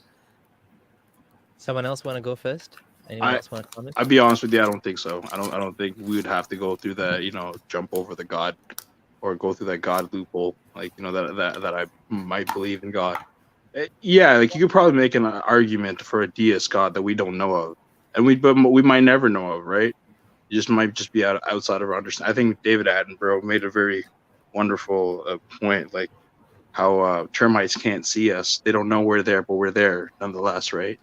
They don't have the what you call it, the biological makeup to sense us there. They don't have that sensory organ. So yeah, you could make the claim for a deist God, but I don't think it's necessary to say that we should have that we have to abide by just to be kind. I don't think we have to be kind. I think we could be straight up in our atheism. Just tell people no, we don't believe. So not a deist God. I would respond to that as saying that Unitarian, that's like kind of wishful thinking. The reason is because even if you agree with the theists, like, okay, fine, there's a God. Let's assume, taking your approach, okay, fine, you tell the Muslim guy, okay, there's a God. All right, I believe it. Then the question is, which God? My God is better than that God. And then the Hindu is like, oh, my 100 gods are better than this guy's God. And then Christian is like, all guys are wrong. My God died for my sin. So even if you say, yes, you believe in God, it just kicks the can down the road to the next problem where now you're fighting about which God. So that doesn't really solve the problem. But I am going to make this fun because I'm going to put our friendly atheist over here in the hot seat because I'm going to ask him a couple of tough questions. But once we're done, then I'm going to ask you questions. Okay, sure. Go ahead. Ready? Okay, yeah. So by the way, I'm not. Hold on. I'm not friendly. Friendly atheist is someone friendly else. Ex-Muslim, sorry. I was going to say atheist, there's friendly ex-Muslim, there's friendly Christian. Everyone has some friendly. It seems like friendly stuff. Oh yeah. I should pick a better brand. Anyways, go ahead. No, that's right. There's a friendly atheist also there, very famous. Yeah. Right? Yeah. Oh, okay, so I'll just say Abdullah Samir. So you saying you're a kind of atheist, but at the same time you're a humanist, right? Yeah. How do you justify being a humanist and being an atheist at the same time? Like humanist, if you're atheist, right? In your opinion, you're an animal. You're just an animal, just like every other animal, right? So you have rights. Animals should have rights too. How come in your worldview, animals don't have rights, but you do have rights? What makes you as an animal such a special person so you can call yourself humanist? Why? What's so special about humans? I think humanists tend to also be environmentalists, animal rights activists, and it's not only humans that count, but it's the sentience, it's the well-being of all sentient creatures. See, you can't run away from the word. The word is humanist. So now you're classifying yourself that you prefer humans, right? Yeah. So all for the humans. So I'll get to that. So I do think that most humanists do try to include the well-being of all sentient creatures in the calculation of like what is right and wrong. So for sure humans are put at the top, and that's a subjective thing. Humans at the top? Yeah, that's speciesism. According to the atheistic worldview, humans shouldn't be at the top. They are not on the top of the pyramid of animals. They're just one of the animals. They're not on the top. So why do you make humans at the top? It is maybe a selfish or subjective way of looking at it, but like realistically speaking, if I have a choice between saving my son or daughter and a cat, like I don't give a shit about the cat. Bye, Why? cat. What did the cat do? But that contradicts the whole idea of atheism. Atheism is you're in atheistic philosophy. You're just an animal, just like the cat. So there's no difference. I just want to interject real quick. I think you're getting atheism confused. Atheism is the non-belief. That's all that is. Okay, not atheism, but in the sense like if there is no God, right? There is no purpose. Okay, yeah, that's atheism. There is no God. That's non-belief in God. There is no God. It's no theism. Okay, so that's all that is. Okay, so I agree. I can give this answer. I can give this answer. If he's Yeah, an I can atheist, give this right? answer As from an Ayn Rand's atheist, he purpose. believes he's an animal just like any other animal. So he shouldn't have any special How preference do you for come to that humans as conclusion compared that to he's an a cat. atheist and he believes he's an animal? An atheist is Well, someone that doesn't believe in theism. no, I'm That's saying. it. That's all you could Well, let deduce me from ask that. him. Let him say. Do you believe you're an animal? Yes. Okay, that's it. Thank you very much, Mohammed. You don't need to defend him. He can defend himself right here. I know. I'm just saying your question doesn't make any sense. All right. So Yeah, let's so forget okay, about the so my atheist side of it. answer is it's subjective, and I'm selfishly putting humans at the top because I'm a human. So I'm allowed to make that selfish decision. Because the thing Wow. is, So at the end of isn't the that day, there is going to be some subjectivity, and you have to make some sort of calculation, moral calculation. One of the reasons I guess you could say why humans are at the top of it is because we have, a more developed nervous system, and we can feel pain, and so do other animals as well. We don't know exactly to what extent the consciousness and the experiences are, but we can tell that when a dog cries, we feel empathy for the dog or the cat or whatever. So we do try to take care of their well-being as well, which is why I do believe that some people say maybe even humanism is the wrong word. I know that Cosmic Skeptic was having a discussion, Alex O'Connor was having a discussion with Rationality Rules, and they were discussing, should we call ourselves humanists if we're also vegans, and we also care about the well-being of all sentient creatures. So maybe humanism is the wrong word. So I guess it depends on how you want to put it. Like I eat meat, right? So I'm actually I'm responsible for the suffering of some conscious creatures, and I acknowledge that, and I don't say it's right, but I do it. However, again, like what would be the difference between me and like some alien that comes and captures us and eats us and uses us as like food or something, as so like let me farm flip that. animals? So The let me difference would flip. be that if we did that to like a completely sentient creature, that would be, in my opinion, immoral. But there's some judgment calls that has to be made. Like it's not Okay. like So if there's it no is black and white subjective, answer, right? so Abdullah, if it is subjective, let me flip it around on this whole scenario back. If it's just subjective because you're subjectively choosing humans over other animals, Mhm. so what about a Muslim who's subjectively choosing Muslims over other people? He prefers Muslims over other humans, other I'll be back people. in a second. I'll be back in a second.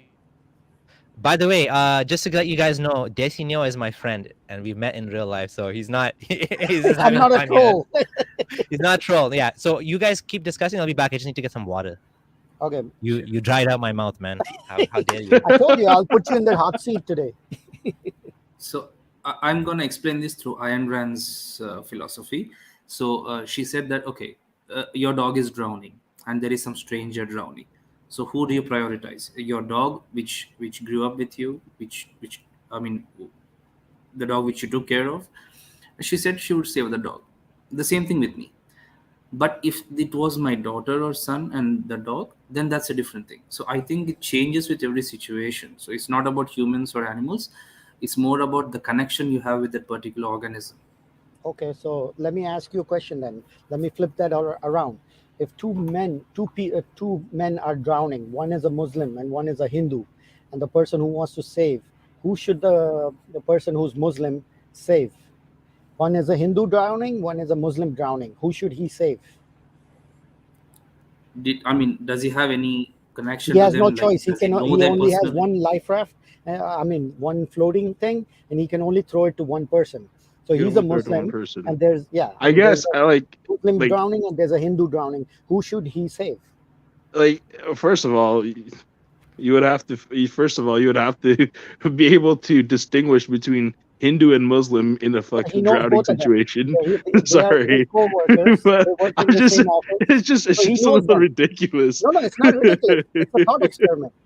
He knows both of them. It is They a work thought in the same experiment, but office. like I He I knows mean, think this I is think we could have wrong. better thought I experiments. can answer that. Yeah. So the lesser I of the don't two think evils, I it's think reasonable to say rescuing the that Hindu with is it better, right? that you're gonna have to like this is like back to the trolley problem, right? Like if you could save one person or 5%, 5 people, like what would you do, right? But like there's also an option that people don't talk about. Like if you don't pull the lever, that's never your responsibility.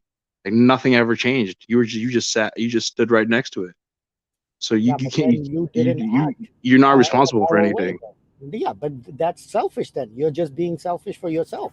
You're not caring about the well-being of anybody else. Only Can you yourself, that you don't want to take responsibility for your actions.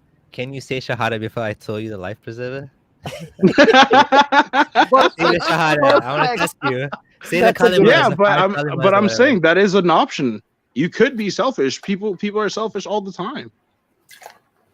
Like there Yeah. is like you like there There's one more. people do. I think we can view it in another way. We can view it the other way. So if he has to say one, why does it matter if it's Hindu or Muslim? You see, he has to That's say the one, whole right? point about it, because he is Muslim.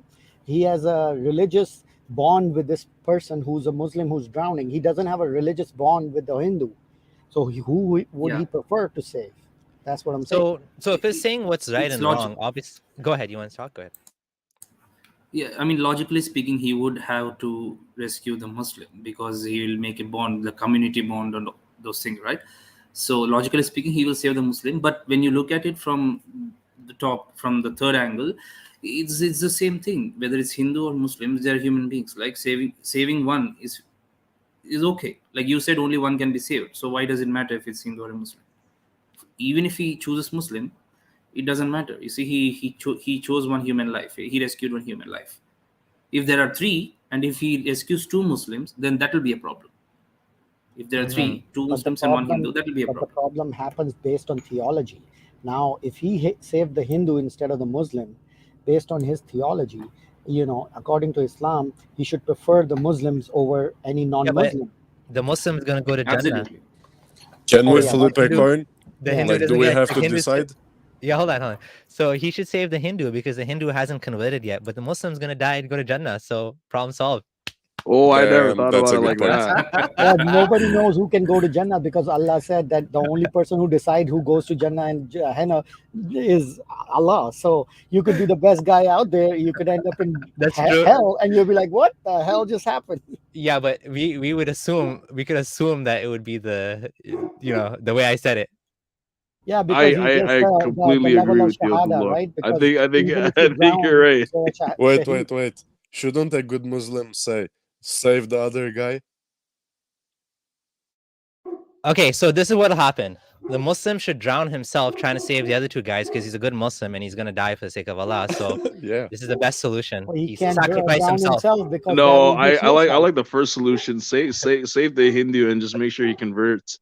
The first guy's got to go to Jannah Actually, anyways. yeah, It's that could written, be a isn't it written in the good Quran? Like solution. if you die like a horrific death, you're gonna go to Yeah, heaven. if you drown, you're a shaheed. That's a hadith, yeah. Yeah. Okay, But, so I want to give who was asking the question? Who was giving the thought experiments? Daisy Neal was giving a thought experiment. You wanted to say something, Zagros? Yeah. So taxonomically speaking, we will have a differential preference as to who we will save and what we will save. If the option is a cat or another human, because taxonomically speaking, we are of the same species with that other human, we will have That's a true. preference to save that being first. But then if you go and give an option where the two beings that are to save are from the same species as you, then that's a different topic, because then No. you get a No. differential No, preference you're with being regards I will to save my specious. cat. I will You're being a save my species. cat and not the human. I will save my cat, which I fed and which I took care of, and which is honestly, closer to I me would than the save my human. cat too, not gonna Yeah, lie. but I you're would being save my cat too. specious now. Wait, See, this I'm is the being a difference racist between for dog if and saying it's cat that. my people cat, right here. This is if the it's difference between dog and cat just people. a I know cat, my dog can swim, so I can save the other guy. no, we'll No, I'm just assume that joking. the I'm just cat joking. cannot swim. Okay, hold on. I want to add to what Zaglos said. So actually, Zaglos made a very good point, the taxonomy thing, where he said that you would most likely to save a human because a human actually, but if you extend that, why would you save the human over the dog or a cat? If you think about it, it's because we have more genes in common. This goes back to the selfish gene, because the selfish gene would actually tell you, and Dawkins mentioned this in his book. It sounds funny, but like you will be this much more likely to save your son or daughter.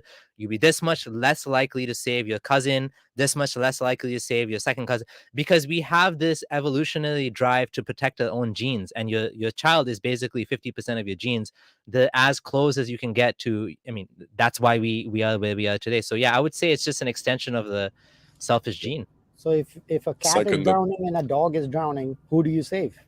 By the way, none of this is morality. We're just talking about like instinct or like basically tendencies here. We're not talking about what's right Yeah, and wrong. tendencies. If you want to know what's right and Yeah. wrong, then obviously this is, the reason these thought experiments are difficult is because they're difficult, right? Also, the scenario Person's DNA when it wiring. comes to same species, like you gave the thought experiment, with the Hindu and the Muslim, there's an evolutionary basis for the differential preference in that situation too. You are more likely to save someone who looks more like you. So, for example, there is there is a biological basis for both xenophobia and racism, and all of these things which fall under the umbrella of what Good you might call point. it. No. Under prejudice. Yeah. There's evolutionary reasons why we're prejudiced, why we prefer a tribe, why we Yep. distrust other people, and why racism exists. That's a good point. That's true. Yeah. This is all Yeah, it's hardwired in all some about sense, right? kin selection, they call You it. know, interestingly enough, there even seems to be a biological evolutionary basis for right and left wing tendencies, political tendencies in human. Mm-hmm. They get into the epidemiology and the past interactions of a particular population with diseases and some other pathogens, and the frequency at which they have encountered these pathogens, give to a high correlation predictions as to what the political tendencies of that particular population will be. So if you study and read about evolution and biology long enough, you will see eventually that it really fits the picture neatly, and you can really make sense of all our tendencies and our instincts and whatnot. So in that case, what do you think about epigenetics? Like, I don't know, but What about maybe. what do you mean Yeah. epigenetics? I think the term I'm using is wrong. Not epigenetic. Oh, you're talking about like selecting based on health No, and no, like based basically on the race theory, critical race yeah. theory about like, okay, certain people are less evolved than the other people and all that Yeah, stuff. that wouldn't obviously we wouldn't want to do that. I mean, that's in a sense that would be, I mean, not in a sense that I was going to say, in a sense we're doing that already, because we're always choosing the partner that has the most strongest sexual signals that to us, they look like a good partner. That's why we chose them. So that's already happening. But in terms of like, getting rid of like disabled people, and you're talking about what Hitler did basically, right? Yeah, Getting rid of all of the but obviously that's totally wrong, he right? used Because those studies to justify what he was doing. I yeah. would No, slightly they're different disagree things. there. See, the studies can be true, but the actions he did might be wrong. The studies can be, for example, the Sentinelese, right? They are not evolved like us. They are still living tribal. They don't know how to start a fire. So I think races exist and differences exist. I, I mean, based that's on environment and societies, of course. Yeah, that's it. Eugenics. I said the wrong word. Yeah. Destiny, I would slightly disagree though. Like, I don't I think would you can, completely base disagree with that a genocide, because on evolution and whatnot.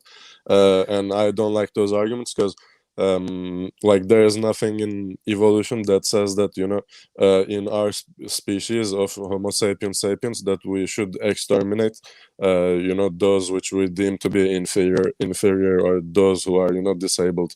There is exactly. actually also an evolutionary basis for altruism, whether you look at it for a purely selfish perspective or an actual definitionally altruistic perspective.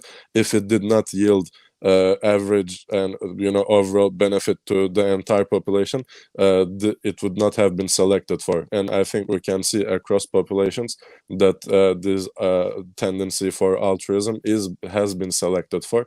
Yeah. It's demonstrable. I And want to you say can, one more thing yeah. about this. The funny thing is, despite what they tried to do, it didn't work. It just didn't, like the offspring that they came up, like you can't really, it's not, I don't think we have a good enough understanding anyways of genetics to be able to do this. And we're going to get to the point now where, never mind eugenics, we're going to have like gene editing. So that's like next level. I mean, just think about how religious, what does religion have to say about any of this stuff?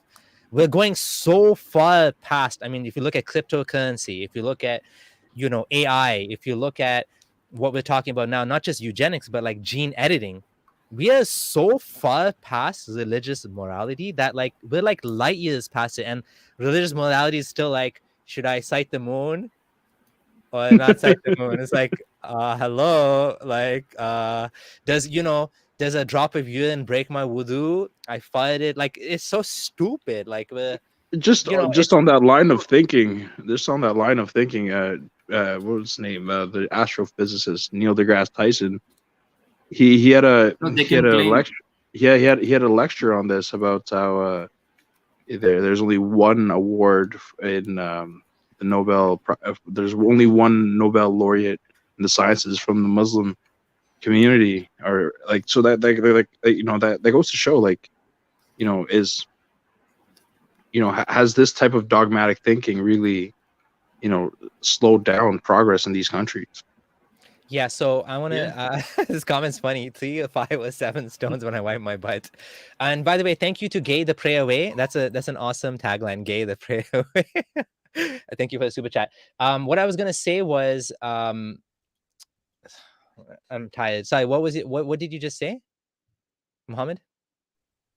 No, I was just saying, like, you could see the type of thinking, between the religious and the non-religious. Oh, yeah, like about Neil deGrasse Tyson. deGrasse Tyson, and about the science awards that are distributed. So what I was going to say about that was that I do think that Neil deGrasse Tyson was a little bit unfair in picking on Nobel laureates, because, to be totally honest, there could be some biases in the selection process. There could be some favoritism.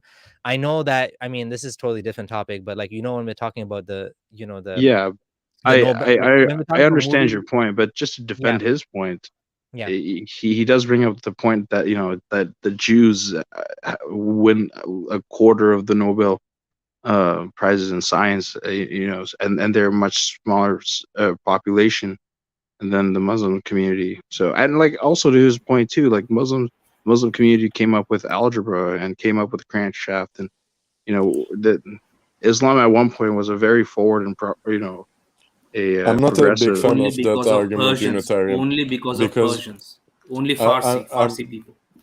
I have a contention with Unitarian's argument. When you say Islam was, on the forefront, it wasn't really Islam though. It was people who were Muslims who were in an Islamic community, I guess who were making those advancements. Too much broad of a brush. Because I don't see any parallels from which you can draw from the Quran and build upon, or invent some type of science or mathematical I just want to proofs. jump in. Yeah, I just want to jump in. I do agree with that. I don't think Muhammad meant it that way. Not Unitarian. It was Muhammad, actually. Oh, sorry. I do want to say that your point is you have a very valid, strong point. So is Neil deGrasse Tyson. I just think the Nobel example is a wrong example. But the point is, yes, for sure, the religious dogma has held it back.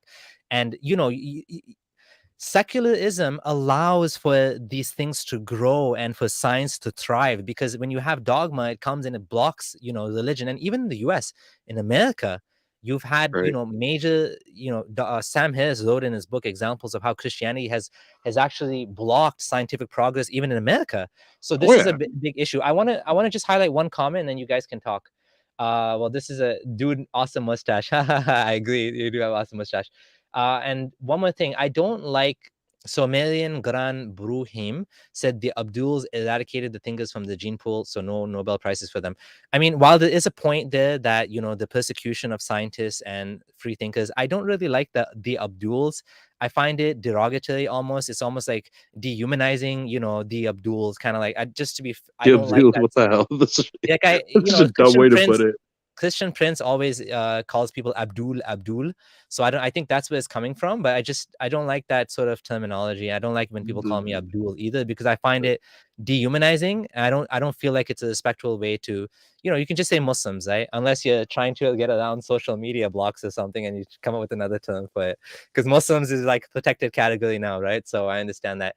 Okay, so anyways, yeah, go ahead. Whoever wants to talk, one person at a I time, wanted please. to throw a new topic in there if once you're done. Already, we're not even done this one yet. Yeah, Okay, hold do it on. because I got the juicy one. So Okay, no, but don't get me banned on YouTube, please, sir. I worked really hard to get here. Don't say anything bad. Okay, go ahead. Whoever wants to talk, other than Desi Neo. Do you mind if we do like a 180 and go like Okay, far back to? so we're done with this topic then. Okay, so we're done with this topic. Okay, go ahead then. Whoever wants to go next topic.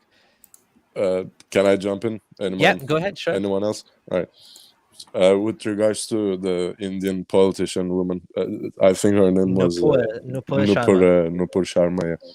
So first, I want to try and make sure that I actually understood your argument. So you're saying that yes, she does have the right, or at least she should have the right to say what she said, but I think you're saying that it's not the wisest way. I think the word you used, Yeah, it's not the wise basically or that's right. like Yep. the best way to help the cause, whatever the cause may be. So Yeah, there's no cause for her. She just got mad Yeah. at what the guy was saying and said it back something bad, just as equally bad or worse. That's what she was trying to do, anyways.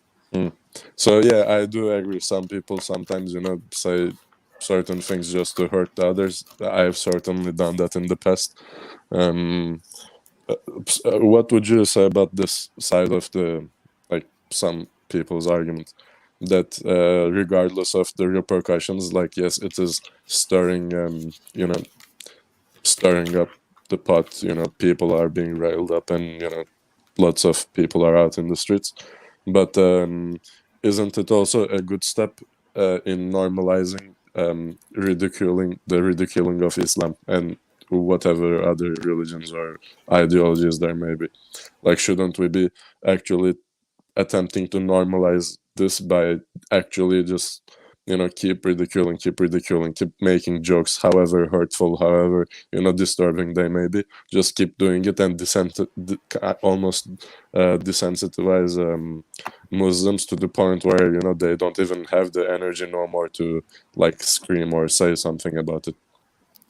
I want to add something to that point. Okay, go ahead. Go ahead. Whatever Nupur said, it's not derogatory because they are in Hadith. So if the Muslims need to get angry, they need to get angry at the writers of the Hadith. Okay, they need to hang the writers of the Hadith first. That's the thing. Yeah, I want to add. She just quoted what's there in the Hadith. That's it. No derogatory terms there. I don't think Nupur Sharma should have done this. I don't agree. Because, someone on my side, finally. I don't think she should have done it because I have 2 points about it. I mean, don't throw me under the bus. Just listen to the 2 points and then throw me under the bus. Okay. First point is that she is a spokesperson for BJP. Okay. As a government official, as a government person, you do not have the flexibility and the ability to just speak your mind when you're talking in a public platform because you're representing your whole organization. So as a public figure who's doing a debate, even if the opposition is provoking you as a public figure, you as a government official, and as the spokesperson are not allowed to react in the same way. So she didn't say that this is my personal opinion. She was talking as a representative. So like in Spider-Man, they say with great power comes great responsibility. So same thing with her. She should not have said that because she was representing BJP. All right. So as far as that is concerned, completely agree. It was completely wrong, and that is why the reaction was justified. That's why the organization had to ban her, and all that other things happened. That's all justifiable. Now, saying that, I love that she did it. I love that she did it because we are fighting against blasphemy, and what she did is just one more knife in the back of blasphemy, because if she did it, tomorrow somebody else will do it, and then 2 days later 2 other people will do it, and a month later 100 people will do it.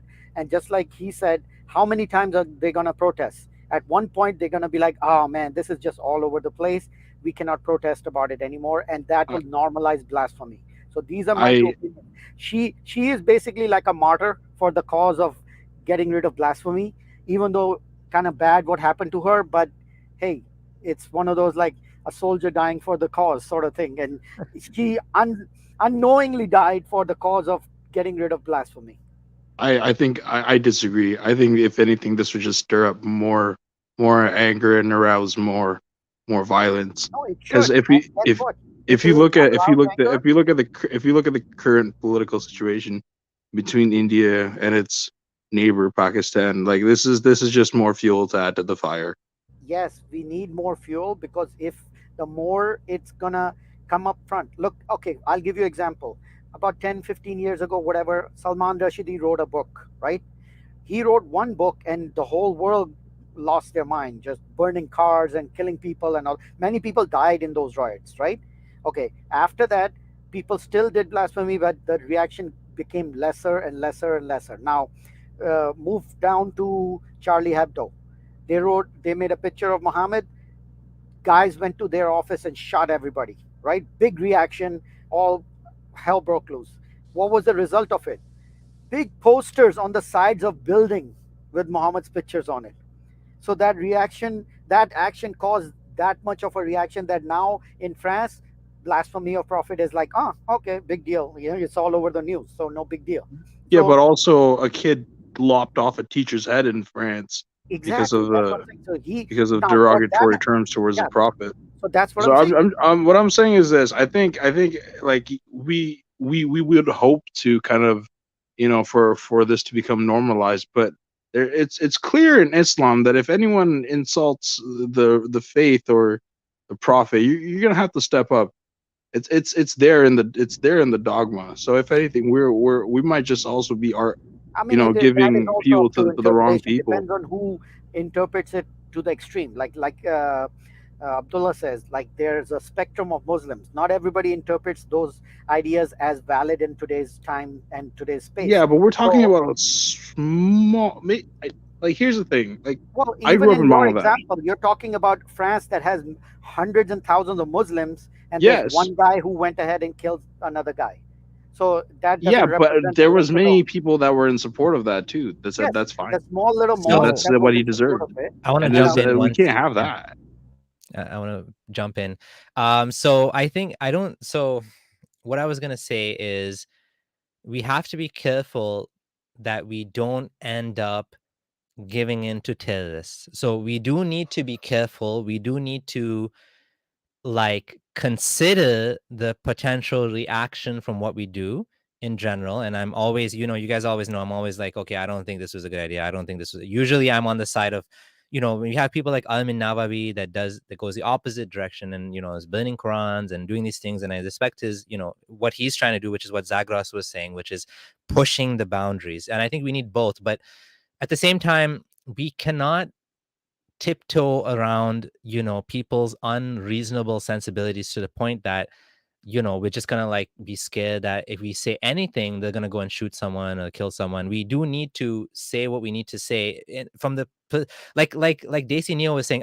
I've kind of changed my views a lot after talking to Ali Rizvi and Almin Nawabi about this very topic of blasphemy, because I realized that, and also Apostate Prophet is way out there compared to me, right? And Almin Nawabi, and these guys have actually taught me that, not you don't always need to tiptoe around this situation. Just like he said, when Salman Rushdie came out, the whole Muslim world lost their shit. But now it's like, these things happen and people are like, I don't know. I mean, yes, it's still like a lot of overreactions, but it's getting less and less every time we do it. So I do think, again, there's no right and wrong answer here. We're all just guessing at what's the best way to approach this as secular no, my activists, and answer is right. No, but Yeah. the sad thing is that people are losing lives every time this happens. Yeah. Yeah. So So you know that's the where thing. the point to which I want us to come is the day where there are so many people who are publicly, openly blaspheming that whoever it is in the Muslim community, call them extremists, call them radicals, call them jihadis, whatever you want to call them, those who will not hesitate to kill people, I want them to get to the state where they're like, wait, who were we killing again? Wait, like, I want there to be so many people who are blaspheming openly and publicly that they won't even know who to shoot anymore. because like we have to get to the point where, you know, we have to be like, okay, we are all here, like which one of us are you gonna shoot? How many bullets do you have? Of course, I'm kind of Yeah, caricaturing, it's you know, what yeah, I it envisage, but yeah. yeah, that's kind of the like I do resonate with that, but I also see where Muhammad's coming from. So it's a balancing act for sure. You have to try to do it in a way where there's the least amount of retaliation that, you know, and unnecessary death and destruction. Of course, sometimes you can avoid it. Like for example, again, I got someone asked about Robert Spencer. I don't know if it was you, Zagros. I think it was you. And he actually jumped all over me for saying that I was against the Quran burnings in, I don't remember, Norway, Sweden. Not recently. This was like before, right? And it's the same thing. I wasn't saying that it's like, you know, they did blasphemy. I'm not saying they did blasphemy. I don't care what they burn. It's their property. If they bought the book, as long as they didn't steal it, whatever, they can do what they want with it. They can burn it, whatever. But the point is, it's just like an offensive act for the sake of being offensive. I didn't feel like that was a beneficial thing to do. And I didn't think it helped the situation. And again, you have Tinderbox situation. Now, let's be real. The problem, we have a big problem here. Why is it that this community is so easy to set off more than it appears to be other communities? Now, again, in India, I think you have the rise of the far right Hindu now that they also will get just equally offended over. Yeah, I mean, we all saw what happened to Ayman Nawabi when he was mocking. Somehow it started with me, and then Ayman got roped in, and then Ayman became this, like, you know, the public enemy of India, and he has like court cases against him now or something like that. So it happens in other communities too, for sure. But we tend to see it happening over and over and over again with Islam more than other communities, especially this, like, maybe it'll happen in other communities too. I don't know, but whatever community is doing it is wrong, and we need to fight it, and we need to push back for more tolerance and for more, you know, like, okay, people say shit all the time, just let it go and move on with your life. It's the people that, like, this Nupur Sharma thing, I don't even know if anyone would have heard about it if it wasn't for the fact that they made it into international news. You know what I mean? They're their own worst enemies. Muslims sometimes, they're like, you know, they're making the situation 10 times worse by drawing more attention to it, by protesting it, by fighting it, instead of just ignoring it. Like the movie, like the Lady of Heaven movie in Canada and the US, nothing happened. No one even knows about it. It's It's an like excuse apparently for it's a them to bad target movie. the BJP government. Sorry? It's an excuse for them to target the BJP government. You see, they just need an excuse. Nupur Sharma is not the target here. The government is the target. They want to topple the BJP government. That's their real intention. They don't care what Nupur Sharma says. You know, ex-Muslims, like many other ex-Muslims, they went on TV and they said the same stuff which Nupur said. Yeah, I There are think many ex-Muslim channels in Abdullah is not India too. aware of it. You're aware, right? Just recently, for the past few weeks, Yeah, Sahil, Sahil, right? yeah, Yeah, he's been yeah, on yeah. national Yeah. television and all that, and they've Yeah, never seen ex-Muslims on national television. So in there's like a India. whole thing happening in India right now. Yeah, I heard about it from Hadith Sultan's channel. Yeah, that's interesting. That's big news, right? One more last thing I want to talk about, guys, before we close up for the day is Black Angel shared this link with me. Not link, but like, okay, check this out. So Apostate Prophet is pretty mad. He said that he got final word now that, I don't know why I click on it. Oh, there we go. Okay, so your account has been suspended and will not be destroyed because it was found to be violating Twitter's terms of service, specifically the Twitter rules against hateful conduct. It's against the rules to promote violence against or directly attack or threaten other people on the basis of race, ethnicity, national origin, so on and so forth. Additionally, if he is religion in there, religious affiliation. So they're saying he's promoting violence or directly attacking or threatening people based on religion, which is bizarre. It's definitely not, like, I don't see how what he posted below that was actually, I mean, I'm sure we all agree it was not, but he said, I'll delete my YouTube channel if anyone can prove that that's what I'm doing.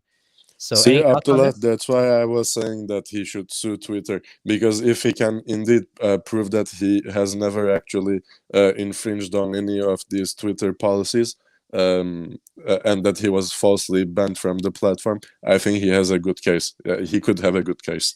Yeah, Yeah, the but we only also problem got to is, remember the people that do the screening and that are part of Twitter's the policy team are we have to take them into consideration too. Like, yeah, let's there be could be honest, like Muslims and some, right? Yeah. they're not too neutral, to put it lightly. Yeah, yeah. But this looks like, I think for a permanent ban of this level, it's definitely a human being that was, I would assume it'd be like a high level, but I don't know for sure. In terms of service, Zagros, I'm pretty sure Twitter has like 100-page legal thing that you agree to when you create an account, and probably on page 51 of 100 it says that you cannot sue us for anything whatsoever if you kick me off the platform. That's Probably. probably the case. Yeah, yeah. Yeah. So, But- anyways, okay. but So, guys, I okay, think go this ahead. is Last ridiculous. words, and then we wrap up. I think this is absolutely ridiculous. Like, this is quite literally against everything Twitter stands for. I agree. All right, my last Preach, words brother. are: Preach. Yeah, go ahead. atheism is not a philosophy. It's not an ideology. It's not a belief in disbelief or a disbelief in belief. It's merely a stance of neutrality that one maintains with regards to yet to be substantiated claims about one deity or another. Beautifully said. I love that. Okay, anyone else? I disagree. Last words before disagree? Do you say disagree? I disagree because Why? atheism because atheism is quite literally non-theism. It means disbelief, quite literally. I think the word you're looking for is agnosticism. You could be agnostic about something that is yet to be proven. Atheism is I'm putting my foot down. There is no God. I I would say think in the atheism is a colloquial terms, that's very not how we use it anymore, but I atheism is see a what very you're saying. irrational position, in my opinion. So What the heck? completely irrational. We're ending off for today. Stop. I Stop. completely agree. I completely agree. It's Any completely rational irrational. person I can look rather around them, look take at the trees, look at the Pascal's sky, wager, look to at the be honest. birds, and they'll come up with like these things don't happen by themselves. There has to be a creator for all of these things. You guys creating drama just when we're about to go home, just about to log off All for right, the night. guys, take care. Had Yeah. fun talking to you guys. Take Yeah, care. absolutely. Abdullah, That- always nice thank talking you. to you. Take care, guys. Yeah, I appreciate the chat. Take care. Bye bye. Yeah, this was awesome. Thanks, everyone. And okay, that's a wrap then.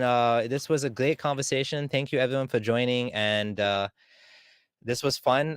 First time doing it in a long time. And yeah, just anyone wants to support the channel, please do consider subscribing, leave a comment, thumbs up, and all that fun stuff. And of course, join the Patreon if you'd like to financially support the channel as well.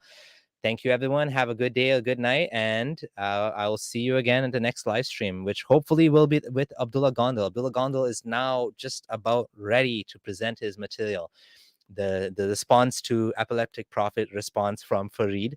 So Farid al-Bahrani, Gangutali, as we call him sometimes, and we have a really good response coming. And it's a lot of cherry picking that he was doing, picking on the, not looking at the strongest arguments, misrepresenting positions, being dishonest, and all of that stuff. But like, we have evidence to show how these guys operate. It's going to be amazing. So hopefully we will see you all at the next live stream, whenever that is. I haven't confirmed the time, maybe next weekend. And for now, and stay away from Islam. Don't forget to tag Twitter support and ask Twitter's support to give Apostate Prophet his account back. All right, everyone, take care. Good night. Bye.